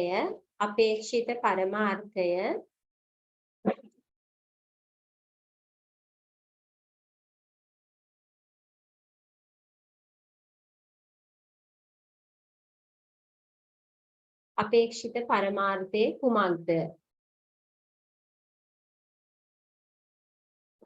පුතේ පොඩ්ඩක් අහගෙන ඉන්න හොඳේ. පුතාලා දන්නවා පුනරුද සමයේ කලා ශාස්ත්‍රයේ ඇතිවෙච්ච ප්‍රබල පරිවර්තනයක කැපිපේනම එකක් තමයි අපි දැන් කතා කරන්නේ කලා ශිල්ප කියන එක. අනිත් එක දැන් පුනරුද සමයට පෙර අවධිය තියෙනවනේ. පෙර අවධියේ ඔයාලා දන්නවා පල්ලියේ අනුග්‍රහය මතම තමයි ආගමික චින්තනය පදනම් කරගෙන කලා නිර්මාණ ගොඩ නැගුණේ. ඇයි? කෙලින්ම කිව්වා අපි ජේසුතුමා, කන්‍යා මරියතුමිය, ශාන්තුවරයන්ගේ පින්තූර පමණයි එයාලා ඇන්දේ පුනරුද සමයට පෙර. එහෙමනේ අපි කතා කරේ. ඒ කියන්නේ ආගමික මුහුණුවරක් පමණයි ඒ කාලේ ඇන්දේ කරේ. අනිත් එක පල්ලිය තමයි ඒකට මැදිහත් උනේ. එතකොට පුතේ ඒකෙන් කෙරුණි පැටව පුද්ගලයන් තුල ආගමික භක්තිය ජනිත කරන ආකාරයේ කලා නිර්මාණ කරපු එක. ඇත්තටම ඒක අතකින් පුතේ ඒක හොඳයි. හේතුව මොකෝ දන්නවද? මම තව මේ පින්තූර පෙන්නන්නම්. ඔය ජේසුතුමා, කන්‍යා මරියතුමිය ඒ වගේ පින්තූර දැක්කහම පුතේ අපිට ඇත්තටම අර හිත සැරසෙන ආකාරයක් තමයි තියෙන්නේ. හිත වික්ෂිප්ත භාවයක් පෙන්වු කරන්නේ. හිත අයාලේ යන්නේ. ඇත්තටම ආගමික මුහුණුවරක් තිබිච්ච පින්තූර තමයි ඒ කාලේ හැදුවේ. ඊට අමතරව පස්සේ කාලෙදි කියන්නේ ග්‍රීක රෝම ආభాසය ලැබුණාට පස්සේ පුනරුද සමයේ කලාව පුතේ ඒකේ හැම නිතරම ගැප් කරේ රසවින්දනයේ තකා. එතකොට රසවින්දනයේට තමයි මූලිකත්වය හිමි වුණේ. ඒකේ ප්‍රතිඵලයක් විදිහට පුතේ ඒ කාලේ නිර්මාණ මොකෝ උනේ චිත්‍රවල. ඒ වගේම චිත්‍ර විතරක් නෙවෙයි මූර්ති තියෙනවනේ. ඒ මූර්තිවල නිර්වත් අඩනිර්වත් රූප මේ තමයි නිර්මාණය වුනේ. නිකන් හිතන්නකෝ පුතේ ඒ වගේ දෙයක් දැක්කහම අර ආගමික පසුබිමෙන් දැක්ක හිතෙන් අරකක් දැක්කහම දෙවිදිහක වෙනසක් නෙනේ තියෙන්නේ. එතකොට බලන්න අනිත් එක ඒවට උපරිම සල්ලි යොමු කරේ පුතේ කවුද? ධනවත් පන්තිය. එතකොට බලන්නක පුනරුද සමයේ හැම නිතරම ලෞකික රසවින්දනයේ අගය කරපු ධනවත් පිරිස් තමයි කලාකරුවන්ට අනුග්‍රහය පිණිස සල්ලි හැම වියපැහැදම් කරේ. අනිත් එක කලා ශිල්පයන් වල ප්‍රබෝධයක් ඇති වෙන්න ඔය දැන් පුනරුද සමය ගොඩාක් විශාල රුකුලක් බවට පත් වුණා කියලයි සඳහන් වෙන්නේ. එතකොට අපිට කියන්න පුළුවන් මේ පළවෙනි ප්‍රශ්නෙට උත්තරේ පුනරුදයට පෙර බිහි වූ කලා නිර්මාණ වලින් අපේක්ෂිත පරමාර්ථය උනේ මොකද්ද? පුනරුදයට පෙර මොනවද? පුනරුදයට පෙර පල්ලිය තමයි අනුග්‍රහය. ආගම කෙරෙහි අවධානයක් යොමු කිරීමට චින්තනය. ආගමික මුහුණුවරක් ගත්ත නිසා ආගමික භක්තිය ජනිත කරා ඒව වලින්. පස්සේ කාලෙදී කියන්නේ පුනරුද සමයේ කලා ශිල්පවල ඔහොම එහෙම් පිටින්ම යටිකුරු කියන්නේ අර ඒක එහෙම් පිටින්ම නැති වෙලා ගියා. ආගමික භක්තිය ජනිත කරන එක. එතකොට පුද්ගලයන් තුල ආගමික භක්තිය ජනිත කරවීම පල්ලියේ අනුග්‍රහය මත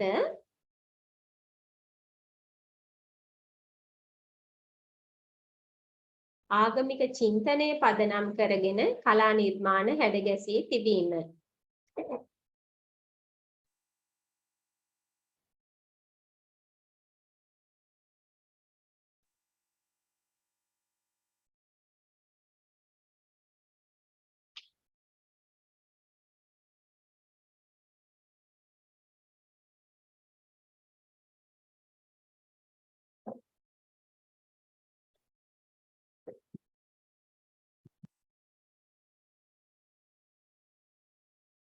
ඊට පස්සේ අපි ලියමු පළවෙනි එකට උත්තරේ ලිව්වද?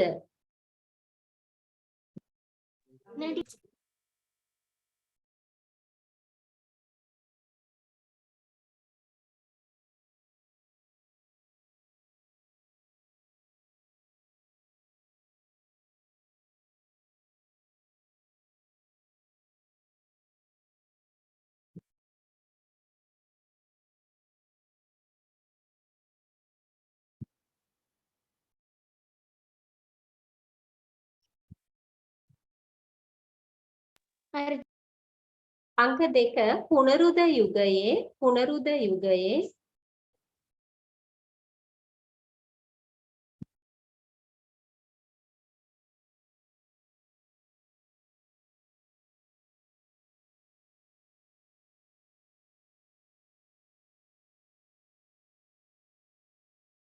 කලා නිර්මාණ බිහි කිරීමේ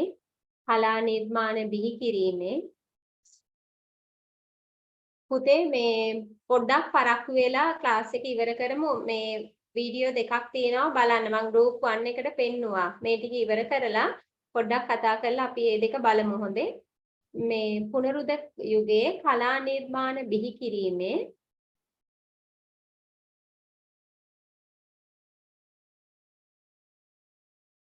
මූලික අරමුණ වූයේ කුමක්ද?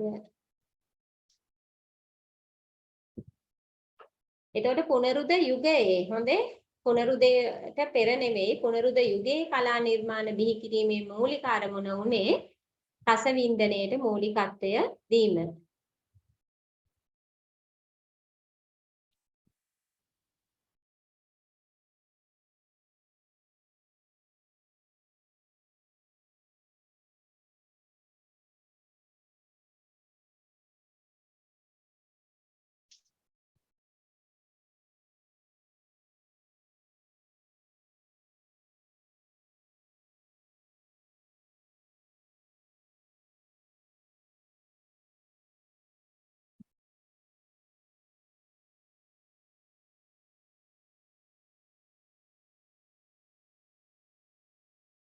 ඊට පස්සේ අංක 3 පුනරුද යුගයේ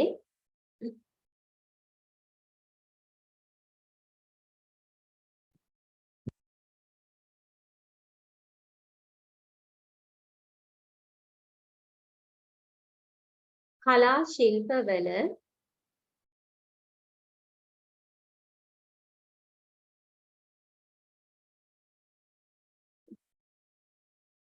ප්‍රබෝධයක් ඇතිවීමට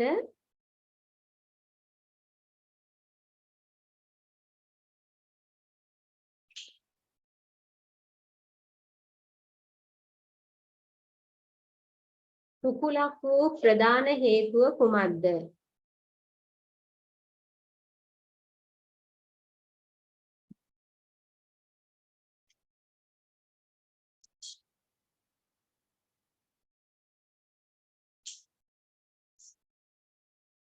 පුනරුද යුගයේ කලා ශිල්පවල ප්‍රබෝධයක් ඇතිවීමට කුකුලක් වූ ප්‍රධාන හේතුව.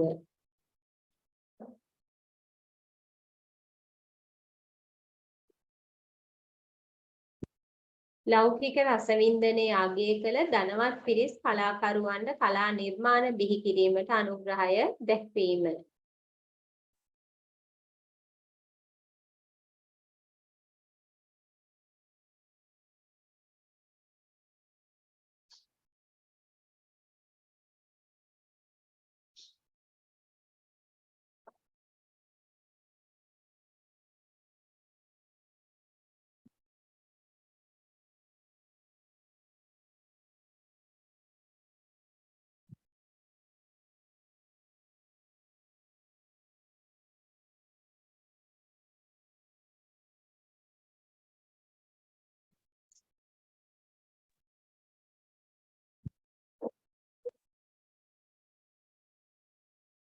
ටීචර් ඔව් පුතේ මොනාලිසාගේ පින්තූරේ කෞතුකාගාරයක තියෙනවා වගේ ලියනාඩෝ ඩා වින්චිගේ දිනපොතත් ඒ වගේ කෞතුකාගාරයක තියනවද?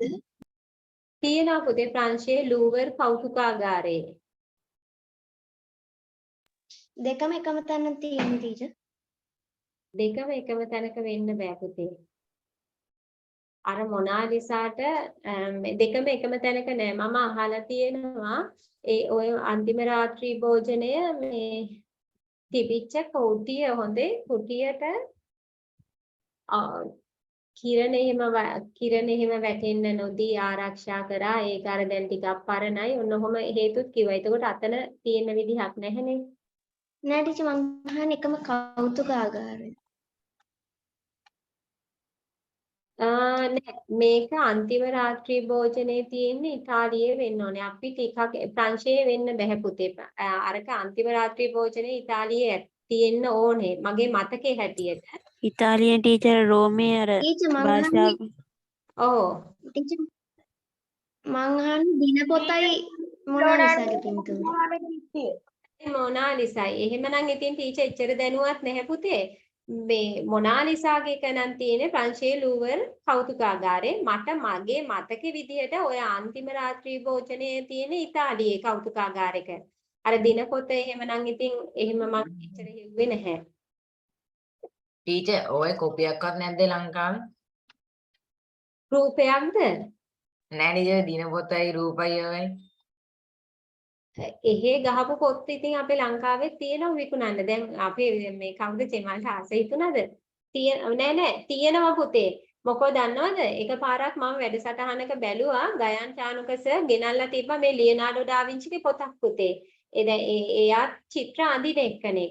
එයා ඒ පොත ගෙනල්ලා ඒකත් එක්ක විස්තර කරා. එතකොට එයාගේ පොත් තියෙනවා. එතකොට ඒ පොත්වල ක්ලියර් විදිහට රූප ටිකක් ඇති. මට මතකයි මෙච්චර පොතක් ගෙනාවා. ඒ රූපවාහිනී වැඩසටහනකට. පියෝ කඩේ දීද්ද නැනේ. ඇති බුක් ෂොප් වල එහෙම. පට්ට මිලකුත් ඇති. දැන් නම් ගන්න හම්බ වෙන්නේ එකක් නැහැ පුතේ. ඔය රුපියල් 400ට තිබිච්ච පොත් 700යි 1000 ගානයි හොඳේ. හරි. ඒක ඉතින් ඔයාලා බලා ගන්න ගිහිල්ලා පොත් ටීචර් අවසන් රාත්‍රිය තියෙන්නේ ඉතාලියේ මිලෝනා නුවර මරියා දෙලා ග්‍රේසි නැමැති තාපසාරාමේ බිත්තියක. අන්න ඔන්න කිව්වා හොඳේ. ඒකනේ මගේ මතකේ. ටීචර් යාගේ දිනපොත තියෙන්නේ මේ ලන්ඩන් වල ලයිබ්‍රරි එකේ. ලන්ඩන් ඔන්න දැන් කවුද අපේ සෙට් එකද කොහෙද හරිනේ ලන්ඩන් වල කෞතුකාගාරවල තින්නේ මේ පොත ඩයරි එක. අපි එහෙමනම් පුතේ වෙලාව මදි වෙනවා. ඒක නිසා පැටව තව ප්‍රශ්න කීපයක් තියෙනවා. මම මේ ප්‍රශ්න කීපය ඔයාලට එවන්න. තව ප්‍රශ්න 3ක් තියෙන්නේ. ඒක මම එවන්නම්. පුනරුද සමයේ නව චිත්‍රකලා සම්ප්‍රදායක් බිහි කිරීමට මුල් වූ ඉතාලියේ පිහිටා තිබූ නගරය. නගරය තමයි ෆ්ලෝරන්ස්. ෆ්ලෝරන්ස් නගරය. ඉතාලි ජාතික චිත්‍ර ශිල්පියෙකු ලියනාඩෝ ඩා වින්චිගේ දක්ෂතා දැක්වූ වෙනස් ශේෂ්ත්‍ර 4ක්. එතකොට එයා ඇත්තටම පුතේ ගෘහ නිර්මාණ ශිල්පියෙක්, මූර්ති ශිල්පියෙක්. ඊටත් වඩා පුතේ මෙයා ඉංජිනේරුවෙක්. හොඳේ ඉංජිනේරුවෙක්. කාව්‍ය නිර්මාණ කරුවෙක්. කොහොමද? ඉතින් පුතේ සංගීතඥයෙක්. ඔන්න ඕවා තමයි ලියන්න තියෙන්නේ. එකකට විතරක් නෙවෙයි. මාර සුවිශේෂී චරිතයක්. එතකොට ලියනාඩෝ ඩා වින්චිගේ ප්‍රසිද්ධ චිත්‍ර නිර්මාණ දෙකක් ලියන්න කියනකොට අපිට 8 වසරේ දරුවෙකුට දෙන්න පුළුවන් උත්තර දෙක තමයි මොකද්ද? මොනාලිසායි මොනාලිසා ක්‍රිස්තුස් වහන්සේගේ අවසාන රාත්‍රී භෝජනය. ඒ දෙක තමයි අපිට දෙන්න තියෙන නම් දෙක. අනිත් එක අර 49 පිටුවේ ඒ ලියනාඩෝ ඩා වින්චි ඇඳ තවත් චිත්‍රයක්. නමුත් ඒකට නම දීලා නැහැ අපිට. එතකොට නම නොදීපු රූපයක් අපිට ලියන්න බැහැනේ. එතකොට කාන්තාව ටීචර්. මොකද්ද පුතා? දිවිහරණේ කාන්තාව. දිවිහරණේ කාන්තාව. දැන් අපිට ඒක අච්චු පොතේ ඇත්තටම දීලා නැති නිසා එකක් ලියන්න බෑනේ. අර දෙක ලියන්න පුළුවන්. පොඩ්ඩක් ලියන්න අරක දිවිහරණේ කාන්තාව නේද? අනේ එහෙම කාන්තාව කියලාත් කියනවා මව්තුමිය කියලාත් කියනවා. මව්තුමිය කියලා කියනවා. මේ සිටියරගේ තාත්තා ඇවිල්ලා චිත්‍ර උගන්වන කෙනෙක්. එතකොට එයාලට මේ චිත්‍ර සම්බන්ධව ගොඩක් දැනුමක් තියෙනවා. ඒකයි මම කිව්වේ ලියා ගන්න කියලා. හරි. එහෙමනම් පැටව තව පුංචි දෙයක් මම කියන්නම්. මේ අපිට ඊළඟ දවසේ කරන්න තියෙන්නේ මයිකල් ආන්ජිලෝ ගැන. හරිද? එතකොට මේ ලියනාඩෝ ඩා වින්චි කියන කෙනා පුතේ අවුරුදු මට මතක විදියට 60 ගානක 63ක් වගේ 60 ගානකදී කොහොම හරි මැරිලා තියෙන්නේ. එතකොට දැන් අපි ලබන සතියේ කතා කරන්න යන මයිකල් ආන්ජිලෝ කියලා කියන්නේ ඇත්තටම රූප දෙක දැක්කොත් ලියනාඩෝ ඩා වින්චි ලස්සනයි. මේ ඔයාලගේ අක්කපොතේ තියෙන රූපේ දාලා මයිකල් ආන්ජිලෝගේ. කොහොම හරි එයා ගොඩක් වයසයි පුතේ. ඒ වගේම අවුරුදු 80 ගානක්ද කොහෙද ජීවත් වුණා. මෙයාගේ තියෙන විශේෂත්වය තමයි මයිකල් ආන්ජිලෝගේ මෙයා ඇවිල්ලා දෙවියෝ විශ්වාස කරේ නැහැ. ඇත්තටම ඒ වගේම පුතේ අර ලෝකේ පහළ වෙච්ච පළවෙනිම මිනිසා ඇඩම්ද ආදම්ද කියලාත් මතයක් තියෙනවනේ. ආදම් නේද? එයාටම තමයි ඇඩම් කියලා කියන්නේ. කොහොම හරි මම ගිය සතියේ පුතාලට දීපු චිත්‍රයක් තියෙනවා මෙන්න මේක. හරිද? මෙන්න මේ ආදම් මැවීම මෙන්න මේ චිත්‍රේ පුතේ මේක ඇඳලා තියෙන්නේ මයිකල් ආන්ජිලෝ. එතකොට එයා ඇවිල්ලා මේ දෙවිවරු විශ්වාස කරලා නැහැ. එතකොට එයා කියන්නේ මොකද්ද දෙවියන් කියලා අර දැන් මේ ඉස්සල්ලාම එයා කියන්නේ අපේ මොළයයි හිතයි තමයි දෙවියෝ කියලා. හරිද?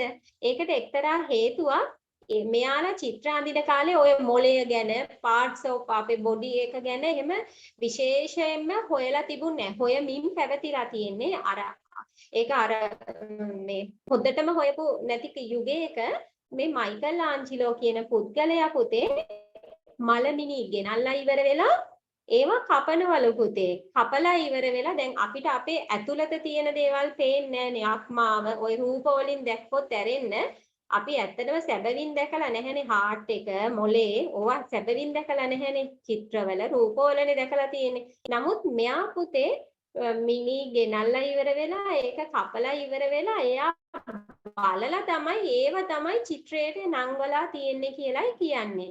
හොඳම උදාහරණය මේ ආදම් මැවීම කියලා කියන එකේදී මෙන්න මේක පුතේ මොලේ විදිහට තමයි එයා භාවිතා කරලා තියෙන්නේ. ටීචර්ට තේරෙන විදිහට තමයි මේ කියන්නේ. හොඳේ මොලේ විදිහට තමයි භාවිතා කරලා තියෙන්නේ. ඒකත් මේ මොලය සමාන කරනවනේ යා දෙවියට.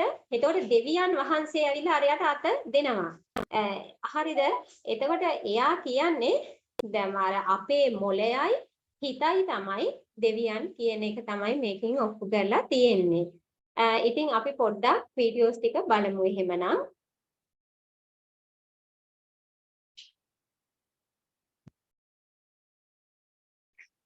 මට පොඩි වෙලාවක් දෙන්න.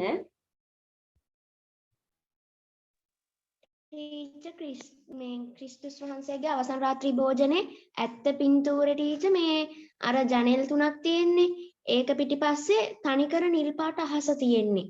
දැන් අර අච්චු පොතේ තියෙන එකේ තියෙන්නේ නිකන් ගොඩ නැගිලි වගේ ඈත තියෙන. ඇත්ත එකේ තියෙන්නේ තනිකර නිල් පාට අහසක්. එහෙමද පුතේ? අපි බලමු හොඳේ පොඩ්ඩක්.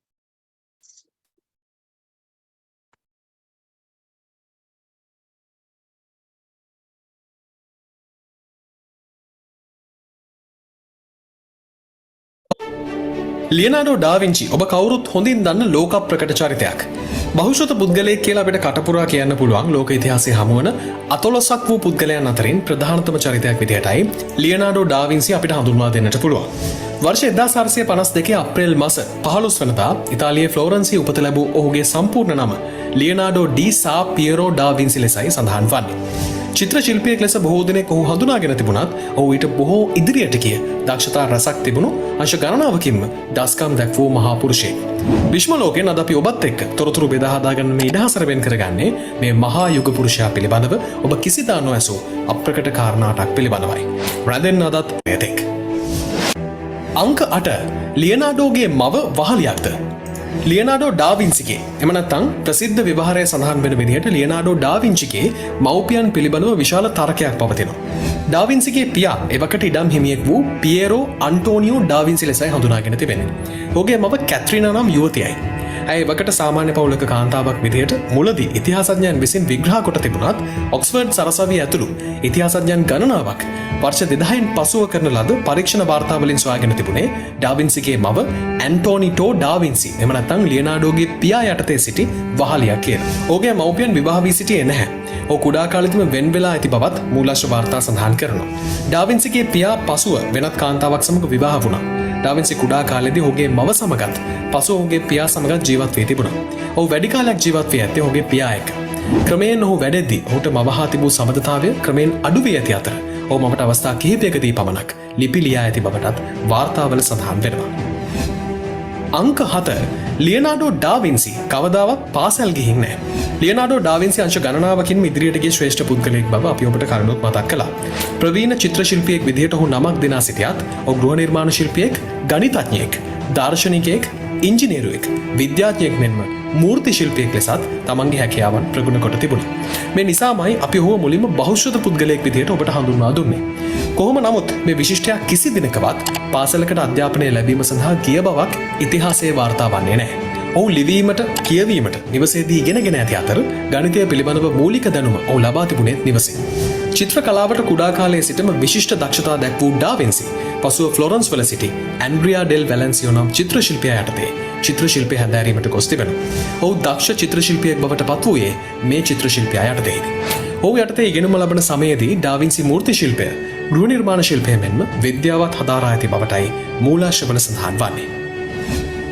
අංක 6 ඩා වින්සිගේ බොහෝ නිර්මාණ අසම්පූර්ණයි. ලියනාඩෝ චිත්‍ර ශිල්පියෙක් ලෙස අති විශිෂ්ට නිර්මාණ රසක් බිහි කළා. මොනාලීසා, ජේසුස් වහන්සේගේ අවසන් භෝජන සංග්‍රහය ඔහුගේ විශිෂ්ටතම චිත්‍ර නිර්මාණයන් යුගලයි. The Virgin of the Rocks, Head of a Woman, Lady with an Ermine, Salvator Mundi එතුමන්ගේ තවත් විශිෂ්ට නිර්මාණ විදියට හැඳුන්වා දිය හැකියි. නමුත් ඔබ දන්නවද ඔහුගේ ජීවිත කාලය තුළ සම්පූර්ණ කොට තිබුණේ කලාකෘතීන් 20ක් තරම් සුළු ප්‍රමාණයෙන්. ඔහුගේ බොහෝ චිත්‍ර අසම්පූර්ණයි. විශේෂයෙන්ම අපි ගත්තොත් The Virgin and Child with Saint Anne සහ Saint Jerome in the Wilderness ඔහු මෙලෙස වැඩ අවසන් නොකළ විශිෂ්ටතම කලාකෘතීන් දෙකක්. මේ විදිහට ඔහු විසින් වැඩ අවසන් කළ නිර්මාණ ප්‍රමාණයට වඩා වැඩ අවසන් නොකළ නිර්මාණ ප්‍රමාණය වැඩි කියලායි සඳහන් වෙන්නේ. මේකට නිශ්චිත හේතුවක් සඳහන් නොවුනත් ඔහුට තිබුණු කාර්යබහුලත්වය මේකට හේතුවක් වන්නට ඇති බවයි ඉතිහාසඥයන් සඳහන් කරන්නේ. අංක 5 ඩා වින්සි සමලිංගික සේවනය මරණය ලබා දී හැකි ඩා වින්සි පසුව ෆ්ලොරන්ස් පද්ධතියෙන් මිදී තම පුද්ගලික ජීවිතය රිස්සේ ගෙවීමට බර ඩා වින්සි යුදමය කටයුතු සඳහා මනා දැනුමක් තිබූ කෙනෙක්. ලියනාඩෝ ඩා වින්සිගේ සටහන් පොත ඉතාම වටිනා එකක්. ඔහුගේ ඉතිරිව ඇති ලිපිලේඛන පිරික්සීමේදී ඔහු විසින් සැලසුම් ඇඳ ඇති සමහර සටහන් අදටත් විද්‍යාවේදීන් මවිත කරනවා.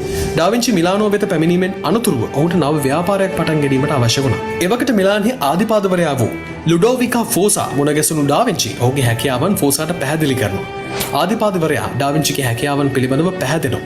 ඊට පස්සේ ඩා වින්සිට යුදමය කටයුතු සඳහා අවශ්‍ය උපකරණ නිර්මාණය සඳහා අනුග්‍රහයක් ලබා දීමට කැමති වෙනවා. ඒ අනුව ඩා වින්සි විශාල තඹ අශ්වයක නිර්මාණය කිරීමටත් අවශ්‍ය විට ඇරීමට හැකිලීමට හැකි පාලම් නිර්මාණය කිරීමට යුද කටයුතු සඳහා යොදාගත හැකි ප්‍රහාරාත්මක වාහන නිර්මාණය කිරීමටත් සැලසුම් ඇඳ තිබුණා. ඒ විතරක් නෙවෙයි ඔහු ගුවන් යානා වැනි අහසින් ගමන් කළ හැකි වාහනවලත් ගින්දර සහ දුම් නිකුත් කළ හැකි උපකරණවලත් සැලසුම් ඇඳලා තිබුණා. හැබැයි 15 වන සියවසේදී ප්‍රංශ ජාතිකයන් ඉතාලිය ආක්‍රමණය කළ බැවින් මේ ප්ලෑන්ස් කිසිවක් සැලසුම් කිසිවක් ක්‍රියාත්මක කර ගැනීමට අවස්ථාව නොලැබී ගියා. අංක 3 ඩා වින්සි රොබෝ නයිට්වරයෙක් නිර්මාණය කළා. ඩා වින්සිගේ සුවිශේෂීම නිර්මාණ අතර ඩා වින්සිස් රොබොට් ලෙස හැඳින්වෙන ඔහු නිර්මාණය කළ රොබෝ නයිට්වරයෙක් තිබී තිබුණා. මේ රොබෝ නයිට්වරයා කේබල් ආධාරයෙන් ක්‍රියා කර ඇති අතර ඉඳ ගැනීමට සහ පාර දීමට හැකිවන විදියටයි ඔහු විසින් ඒ නිර්මාණය කොට තිබුණේ. මේ රොබෝ නයිට්වරයා ලෝක ඉතිහාසයේ නිර්මාණය වූ පළමු රොබෝවරුන් අතරත් විද්‍යාවේදීන් මේ විදි නම් කොට තිබෙනවා. අංක 2 ඩා වින්සි දක්ෂ ගායකයෙක් වගේම වාදකයෙක්. ලියනාඩෝ ඩා වින්සිට අපි ඔබට කලින් සඳහන් කළ දක්ෂතාවලට අමතරව ගීත ගායනා කිරීමටත් ඒවා ලිවීමට වගේම සංගීත භාණ්ඩ කිහිපයක්ම වාදනය කිරීමටත් හැකියාව තිබුණා. ඔහුට කිසිම පෙර සූදානමකින් තොරව ගීත ගායනා කිරීමේ හැකියාව තිබුණා කියලයි ඉතිහාසයේ සඳහන්. ඩා වින්සිට වීණාව සහ ෆ්ලූට් එක ඊටම මිහිරි ලෙස වාදනය කිරීමේ හැකියාවකුත් තිබුණා. ඒ වගේම ඔහුගේ ගායනා එකල ඊටම ජනප්‍රිය වෙලක් තිබුණා.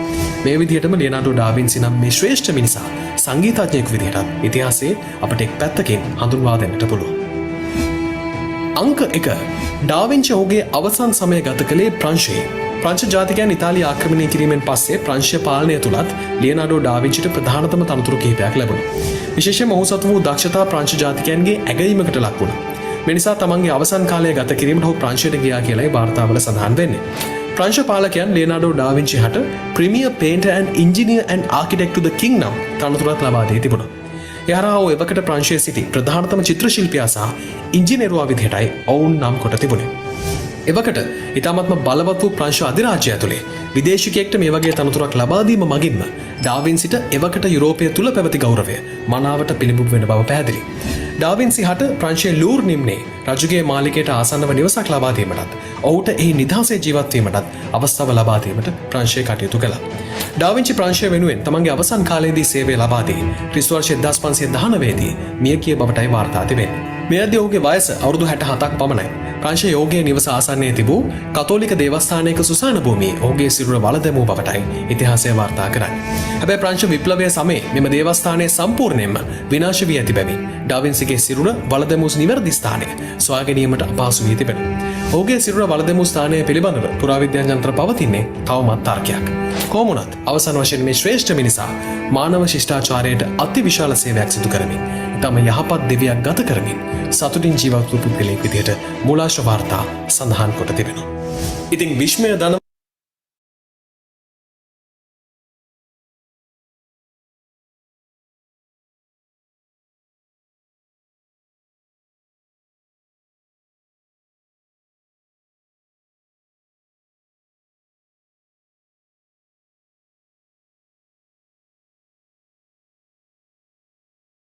චිත්‍ර කලාව එම නැත්නම් ඊටාම සංයමයකින් යුතුව හදාරන්න ඕන හරිම සංවේදී විෂයක්.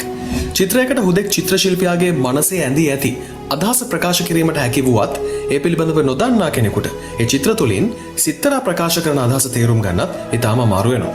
මොකද සමහර චිත්‍රවල ඇත්තටම තියෙන්නේ අපි මතු පිටින් දකින අදහසම නෙමෙයි. විශ්ව ලෝකයෙන් අද අපි ඔබට අරගෙන එන්නේ අන්න ඒ වගේ තේරුම් ගන්න ඊටාම අපහසු සැඟවුණු අර්ථයන් සහිත ඊටාම විශ්මිත වගේම විශිෂ්ට චිත්‍ර නිර්මාණ 7ක් පිළිබඳවයි. රැඳෙන්න කියලා ආරාධනා කරනවා අදත් පුරුදු ලෙන්ගතුකමින් මෙසු ඉතාලියේ 16th චැපල්හි සිවිලිමය අංක 7 මයිකල් ආන්ජලෝගේ ආදම් මැවීම. ඉතාලියේ 16th චැපල්හි සිවිලිමේ ඇති ලෝක ප්‍රකට චිත්‍ර ශිල්පී මයිකල් ආන්ජලෝ විසින් අඳින ලද ආදම් මැවීම එහෙම නැත්නම් ක්‍රියේෂන් ඔෆ් ඇඩම් නමින් හැඳින්වෙන මේ චිත්‍රය පිළිබඳව මතිමතාන්තර රාශියක් තිබෙනවා. මයිකල් ආන්ජලෝ මේක 1512 වර්ෂයේ ආසන්න කාලයකදී නිර්මාණය කරන්නට ඇතැයි තමයි සැලකෙන්නේ. මේ චිත්‍රයේ දෙවියන් නිරූපණය වන කොටසින් ඔහු ප්‍රකාශනය කර ඇත්තේ බුද්ධිය එහෙම නැත්නම් මොළය බවටත් මතයක් තිබෙනවා. මේ මතය අරගෙන ආපු විද්වතුන් කියන්නේ මේ චිත්‍රයේ දෙවියන්ගේ කොටස බොහෝ විට මිනිස් මොළයකට සමානයි කියලා. ආන්ජලෝ ජීවත් වූ සමයේ මිනිස් මොළය පිළිබඳව නිසි පරීක්ෂණයන් සිදු කර නොතිබුණත් ආන්ජලෝ මිනිස් සිරුර පිළිබඳව ඊටම විශිෂ්ට අවබෝධයකින් සිටි බවයි ඔහුගේ කලා කෘතීන් තුලින් දකින්න තිබෙන්නේ. මේ නිසා ආන්ජලෝ මේ චිත්‍රය නිර්මාණය කිරීමේදී මිනිස් මොළය එහෙම නැත්නම් බුද්ධිය දෙවියන් ලෙසින් නිරූපණය කළාද යන්න පිළිබඳවයි විද්වතුන් තුල සැකයක් පවතින්නේ. අංක 6 The Wrong Year වින්සන් වැංගා ලෝක ඉතිහාසයේ අපට හමුවන විශිෂ්ට නෙදර්ලන්ත ජාතික චිත්‍ර ශිල්පියෙක්. ඔහු විසින් අඳින ලද ස්ටේරි නයිට් නම් චිත්‍රය ඉතාම විශිෂ්ට නිර්මාණයක් විදිහටයි අදටත් ඉතිහාසයේ සඳහන්. 1853 වසරේ උපන් මේ සිත්තරා විසින් අඳින ලද Wrong Year නම් චිත්‍රය දැක්වෙන්නේ ඔහුගේ රුවක්. මේ චිත්‍රයට අනුව ඔහු විසින් ඔහුගේ දකුණු කන කපාගෙන තිබෙන බවක් තමයි පෙනෙන්නට තිබෙන්නේ. නමුත් ඇත්තටම ඔහු කපාගෙන තියෙන ඔහුගේ වම් කන. ඔහු මේ සිතුවීමේ ඇඳ තිබෙන්නේ ඔහුට තම රුව කණ්ණාඩියකින් පෙනෙන ආකාරයයි. හැබැයි මේ චිත්‍රය ඔහුගේ ප්‍රකාශනය තේරුම් ගන්න විද්වතුන්ට බොහෝ කාලයක් ගියා. වයස අවුරුදු 37ක් පමණ ජීවත් වූ වැන්ගා 1890 වර්ෂයේදී සියදි විනාසා ගත්තා. ඒ වෙද්දී ඔහුට වම් කනක් තිබුණේ නැහැ. ඊටම අසාමාන්‍ය හැසිරීම් රටාවක් පෙන්වූ මේ සිත්තරා තම කන කපා එය ගණිකාවකට ලබා දුන් බවටත් මතයක් තිබෙනවා. Wrong Year ලෙස මේ චිත්‍රය ප්‍රකට වූයේ ඔහු මේ චිත්‍රය තුලින් ඔහුගේ දකුණු කන වෙලුම් පටියකින් බෙලලා සිටි නිසායි. නමුත් ඇත්තටම ඔහු ඇඳ තිබෙන්නේ ඔහුගේ සැබෑ ස්වරූපයයි. අංක 5 අවසන් භෝජන සංග්‍රහයේ සැඟවුණු රහස්. අවසන් භෝජන සංග්‍රහය වඩාත් කතාබහට ලක් වුණේ ඩාවින්චි කෝඩ් නම් චිත්‍රපටය විසින් ගෙන මේ චිත්‍රය සම්බන්ධ විවිධ මතයන් නිසා. හැබැයි මේ චිත්‍රය තුල සැඟවුණු රහස් කීපයක්ම තිබෙනවා. ඒ අතරින් වඩාත්ම ප්‍රසිද්ධම රහසක් තමයි මේ චිත්‍රය තුල සංගීත තනු අඩංගු වන බවයි. රූපයේ සිටින ජේසුස් ක්‍රිස්තුස් වහන්සේ සහ ඔහුගේ අනුගාමිකයන්ගේ අත්වල පිහිටීම අනුව ඉතාලි ජාතික සංගීතඥයෙකු වන ගියෝවානි මාරියා පාලා විසින් තත්පර 40ක සුමිහිරි මෙලඩි එකක් නිර්මාණය කරන්නේ මේ අනුවයි. 2007 වසරේදී ඔහු විසින් මේ නිර්මාණය කොට තිබුණා. ලීන් පික්නෙට් සහ ක්ලයිව් ප්‍රින්ස් විසින් ගෙනා මතය නම් මේ ජේසුස් වහන්සේට වම්පසින් සිටින්නේ ජෝන් නොව මරියා මගදලේන නම් කාන්තාව බවයි. මරියාගේ රුව පසුව යම් හේතු කාරණයක් නිසා පිරිමි රුවක් බවට පත් කර ඇති බවත් ඔවුන් කියනවා. මේ නිසා මෙහි මුල් කලාකෘතිය කිසියම් පිරිසක් විසින් වෙනස් කොට ඇති බවටයි අදට විශ්වාස කෙරෙන්නේ. අවසන් භෝජන සංග්‍රහය පිළිබඳව පවතින තවත් ප්‍රසිද්ධ මතවාදයක් තමයි ලියනාඩෝ ඩාවින්චි නම් මේ ප්‍රකට චිත්‍ර ශිල්පියා මේ හරහා යම් සංඛ්‍යාවක් පෙන්වීමට උත්සාහගෙන ඇති බවයි. වතිකානුවේ උපන් ගවේෂකයෙක් සහ ඉතිහාසඥයෙකු වන සබ්‍රිනා ෆෝසි ගලීසියා පවසන්නේ ඩාවින්සි මේ චිත්‍රය හරහා ලෝක විනාශය පිළිබඳව යම් ගණිතමය අගයක් දී ඇති බවයි. ඔබට මේ පෙනෙන ආකාරයට සබ්‍රිනා සඳහන් කරන්නේ මේ චිත්‍රය තුළ 4006 වන වසරේ මාර්තු 21 සිට නොවැම්බර් මාස පළමු දින තෙක් සිදුවන මහා විනාශයක් දැක්වෙන බවයි. ලියනාඩෝ ඩා වින්සි මහා බහුශ්‍රත පුද්ගලයෙක් මෙන්ම දාර්ශනිකයෙකුද වූ බැවින් ඔහු ලෝක විනාශය පිළිබඳව යම්කිසි විදියක ඉඟියක් මේ සිතුවම හරහා දී ඇද්දැයි යන්න යම්තාක් දුරකට තර්කානුකූල මතයක් බවත් කිව යුතුමයි. අවසන් භෝජන සංග්‍රහය ජූලියන් කැලෙන්ඩරයට අනුව 1990 වර්ෂයේදී ඩා වින්චි විසින් අඳින ලද බිතු සිතුවමක්. මේ ඉතාලියේ මිලාන්හි ශාන්ත මරියා ඩෙල් ග්‍රාසියා ආරාමේ භෝජනාගාරයේ තමයි මේ සිතුවම ඇඳ තිබුණේ. ලෝක ඉතිහාසයේ විශිෂ්ටතම සිතුවමක් ලෙස සැලකෙන මෙය සිනමා නිර්මාණ රැසකට පවා පාදක වූවක්. අංක 4 The Old Guitarist. Pablo Picasso කියන චිත්‍රකලාවේ නොමැකෙන නාමයන් සනිටුහන් කළ තවත් විශිෂ්ට චිත්‍ර ශිල්පියෙක්. ඔහු විසින් අඳින ලද The Old Guitarist නම් මේ චිත්‍රයත් ඉතාම විශිෂ්ට කලා නිර්මාණයක්. පිකාසෝගේ සමීපතම මිත්‍රයෙක් දරිද්‍රතාවය දරා ගැනීමට නොහැකිව සියදිවි හානි කරගත් පසු පිකාසෝ දිගින් දිගටම දුප්පතුන්ගේ අසරණ බව නිරූපණය වෙන චිත්‍ර අඳින්නට ගත්තා. මේ චිත්‍රයත් මහලු දුප්පත් ගිටාර් ශිල්පියෙකුගේ වේදනාව නිරූපණය කරන එකක්. හැබැයි මෙහි සැබවින්ම ඊටත් වඩා පිකාසෝ සතුව තිබුණු අසරණ බව සහ දුප්පත් බවයි නිරූපණය වන්නේ. මේ චිත්‍රයෙන් වසර ගණනාවකට පසු එනම් 2001 වසරේදී ඇමරිකා එක්සත් ජනපදයේ ක්ලේව්ලන්ඩ්හිදී කලා කෞතුකාගාරයේ ප්‍රදර්ශනයක් වෙනුවෙන් මේ චිත්‍රය රැගෙන යද්දී ඒ සිටි චිත්‍ර ශිල්පීන් මෙහි අපූර්ව දෙයක් එම නැත්නම් ෆීචර් එකක් නිරීක්ෂණය කරනවා. ඒ තමයි මේ ගිටාර් ශිල්පියාගේ හිසට ඉහළින් තවත් මුහුණක් දිස්වන බව. ඒ අනුව ඔවුන් මේ චිත්‍රයේ එක්ස්රේ පරීක්ෂාවකට ලක් කරනු ලබන අතර එහිදී ඔවුන් දකින්නේ මේ චිත්‍රය ඇඳ ඇත්තේ තවත් චිත්‍රයක් මත බවයි. ඒ කියන්නේ මෙහි මුල් චිත්‍රය මෙය නොවන බවයි. එවකට පිකාසෝට සිතුවම් සඳහා කැන්වස් ලබා ගැනීමට මුදල් නොමැති වීම නිසා මේ සිදු කරන්නට ඇති බවට ඔවුන් විශ්වාස කරනවා. අංක 3 The Night Watch. රෙම්බ්‍රෑන්ඩ් වැන් රින් තවත් නෙදර්ලන්ත ජාතික විශිෂ්ට චිත්‍ර ශිල්පියෙක්. ඊටම දුප්පත් දිවියක් ගත කළ ඔහුගේ සොහොන පවා පසු කාලෙන ඉවත් කරන්න කටයුතු කර තිබුණේ දුප්පතුන්ගේ සොහොන් ඉවත් කිරීමට ගත් තීරණයක් අනුව. නමුත් ඔහුගේ විශිෂ්ටත්වය නිරූපණය වන විදිහට සමරු ගලක් ඔහු වෙනුවෙන් තැබීමට සුසාන භූමියේ දේවස්ථානයේ පාලකයන් කටයුතු කොට තිබුණා. The Night Watch 1942 අවුරුද්දේදී ඔහු විසින් නිර්මාණය කරන ලද තවත් චිත්‍රයක්. මේ චිත්‍රයෙන් එවකට සිටි කපිතාන්වරයෙක් වන ෆ්‍රෑන්ස් බැනින් කුක් හා පිරිසක් මෙහෙයුමක් සඳහා පිටත්ව යන අයුරුයි නිරූපණය වන්නේ. හැබැයි පුදුම සහගත දේ තමයි මේ චිත්‍රයේ 9 සිට සියල්ල වැරදි වීම. 1947 වර්ෂයේදී මේ චිත්‍රය පිරිසුදු කිරීම සඳහා චිත්‍රයට හානි නොවන ලෙස ආරක්ෂිත ආලේපයක් ඒ මත ඇතිරීමට කටයුතු කළා. මේ අනුව දකින්නට තිබුණේ මේ චිත්‍රයේ මතු පිට යම් අඳුරු ආලේපයක් තවර ඇති බවයි.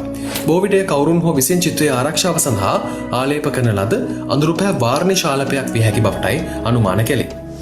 නමුත් යම් පිරිසිදු කිරීමේ ක්‍රියාවලියකදී එය මත තිබූ මේ වාර්නිෂ් තත්ත්වය ඉවත් වී ඇති අතර එවිට මේ චිත්‍රය නිරූපණය වන්නේ රාත්‍රී කාලයේ දර්ශනයක් නොව දහවල් කාලයේ දර්ශනයක් බව මනාවට පෙනෙන්නට පටන් ගත්තා. නමුත් අදත් මේ චිත්‍රය හඳුන්වන්නේ එහි මුල් නම වුණු The Night Watch නමින්. අංක 2 මොනා ලීසා. ඉතිහාසයේ තවත් විශිෂ්ටතම චිත්‍ර නිර්මාණයක් වන මෙය ලියනාඩෝ ඩා වින්චි විසින් 1506 වර්ෂයේ පමණ වකවානුවක නිර්මාණය කළා. ලෝකයේ වැඩිම දෙනෙක් දන්න වැඩිම ආකර්ෂණයක් දෙනාගත් චිත්‍රය විදියටයි මොනා ලීසා අදටත් සැලකෙන්නේ. මේ චිත්‍රය නිරූපණය වන්නේ ඉතාලියේ ෆ්ලොරන්සි වාසය කළ ලීසා ගෙරාර්දිනි නම් කාන්තාවකගේ උඩුකය බවයි ප්‍රසිද්ධ මතය. හැබැයි ප්‍රංශ ජාතික විද්‍යාවේදියෙක් වූ පැස්කල් කොට් 2004 අවුරුද්දේදී ලූව්ර කෞතුකාගාරයේ ඇති මේ සිතුවීම විශේෂ පරීක්ෂාවකට ලක් කරනවා. ඔහුගේ පරීක්ෂණයන්ට අනුව මේ සිතුවම තුළින් තවත් කාන්තාවකගේ රුවක් නිරූපණය වෙනවා. මේක ඉතාමත්ම විවාදාත්මක සොයාගැනීමක් වූ බැවින් වසර 10කට ආසන්න කාලයක් මේ පිළිබඳව පරීක්ෂණ කළ අතර පසු අනාවරණය වූයේ මොනා ලීසා සිතුවමින් ඉදිරිය බලා සිටින තවත් කාන්තාවකගේ රුවක් නිරූපණය වෙනවා කියලා. ඒ පිළිබඳව වැඩිදුරටත් කරුණු සොයා බැලූ ඔහු මේ කාන්තාව ලීසා සහ සමකාලීනව ෆ්ලොරන්ස් නගරයේ විසූ පැසිෆිකා බැන්ඩ්‍රානෝ ලෙස සොයාගත්තා. කොහොම නමුත් එය එසේ වී නම් ලියනාඩෝ ඩා වින්චි තමන්ගේ චිත්‍රය වෙනස් කළේ ඇයිද යන්න හේතුව අදටත් අභිරහසක් පමණයි. අංක 1 කැෆේ ටෙරන්ස් ඇට් නයිට්. වින්සන්ට් වැන් ගෝ පිළිබඳව අපි ඔබට කලිනුත් තොරතුරු කිව්වා. කැෆේ ටෙරන්ස් ඇට් නයිට් නම් මේ නිර්මාණයත් ඔහු විසින් සිද්ධ කළ ඉතාම විශිෂ්ට කලා නිර්මාණයක්. වැන් ගා මේ චිත්‍රය ඇතුලේ ප්‍රංශයේ ඒල්ස් නගරයේ අවන්හලක රාත්‍රී දර්ශනයක් සිතුවමට නගා තිබෙනවා. නමුත් මේ විශ්ලේෂණය කරන මෑතකාලීන විද්වතුන් කියන්නේ මේක නිකම්ම නිකං අවන්හලක චිත්‍රයක් නොවෙනවා කියලා. එහි ඔබ දකින මේ වේඩර්වරයාගේ පසුබිමෙන් පෙරෙන වීදුරුවෙන් ආලෝකය විහිදෙන අතරම ඒ කුරුසයක් ඇති බව හොඳින් බැලුවොත් ඔබට පෙනේවි. විද්වතුන් කියන්නේ වැන් ගා විසින් අඳිනු ලැබුව ඇත්තේ ඩා වින්චිගේ අවසන් භෝජන සංග්‍රහය චිත්‍රයේ ප්‍රතිනිර්මාණයක් කියලා. මෙහි අඳුරු සෙවණැල්ලක්සේ දොරින් නික්මන පුද්ගලයා ජුදාස් බවය ඔවුන් පවසන්නේ. එවනු මේ චිත්‍රය ලියනාඩෝ ඩා වින්චිගේ අවසන් භෝජන සංග්‍රහයට නූතන අර්ථකථනයක් දීමට ගත් උත්සාහයක් විදියටත් හඳුන්වා දිය හැකියි. නමුත් වැන් ගා කුමන පදනමකින් කුමක් අරඹයා නිර්මාණය කළාද යන්න අදටත් කිසිවෙකුත් දන්නේ නැහැ. ඉතින් විශ්මය දනවන විශ්වය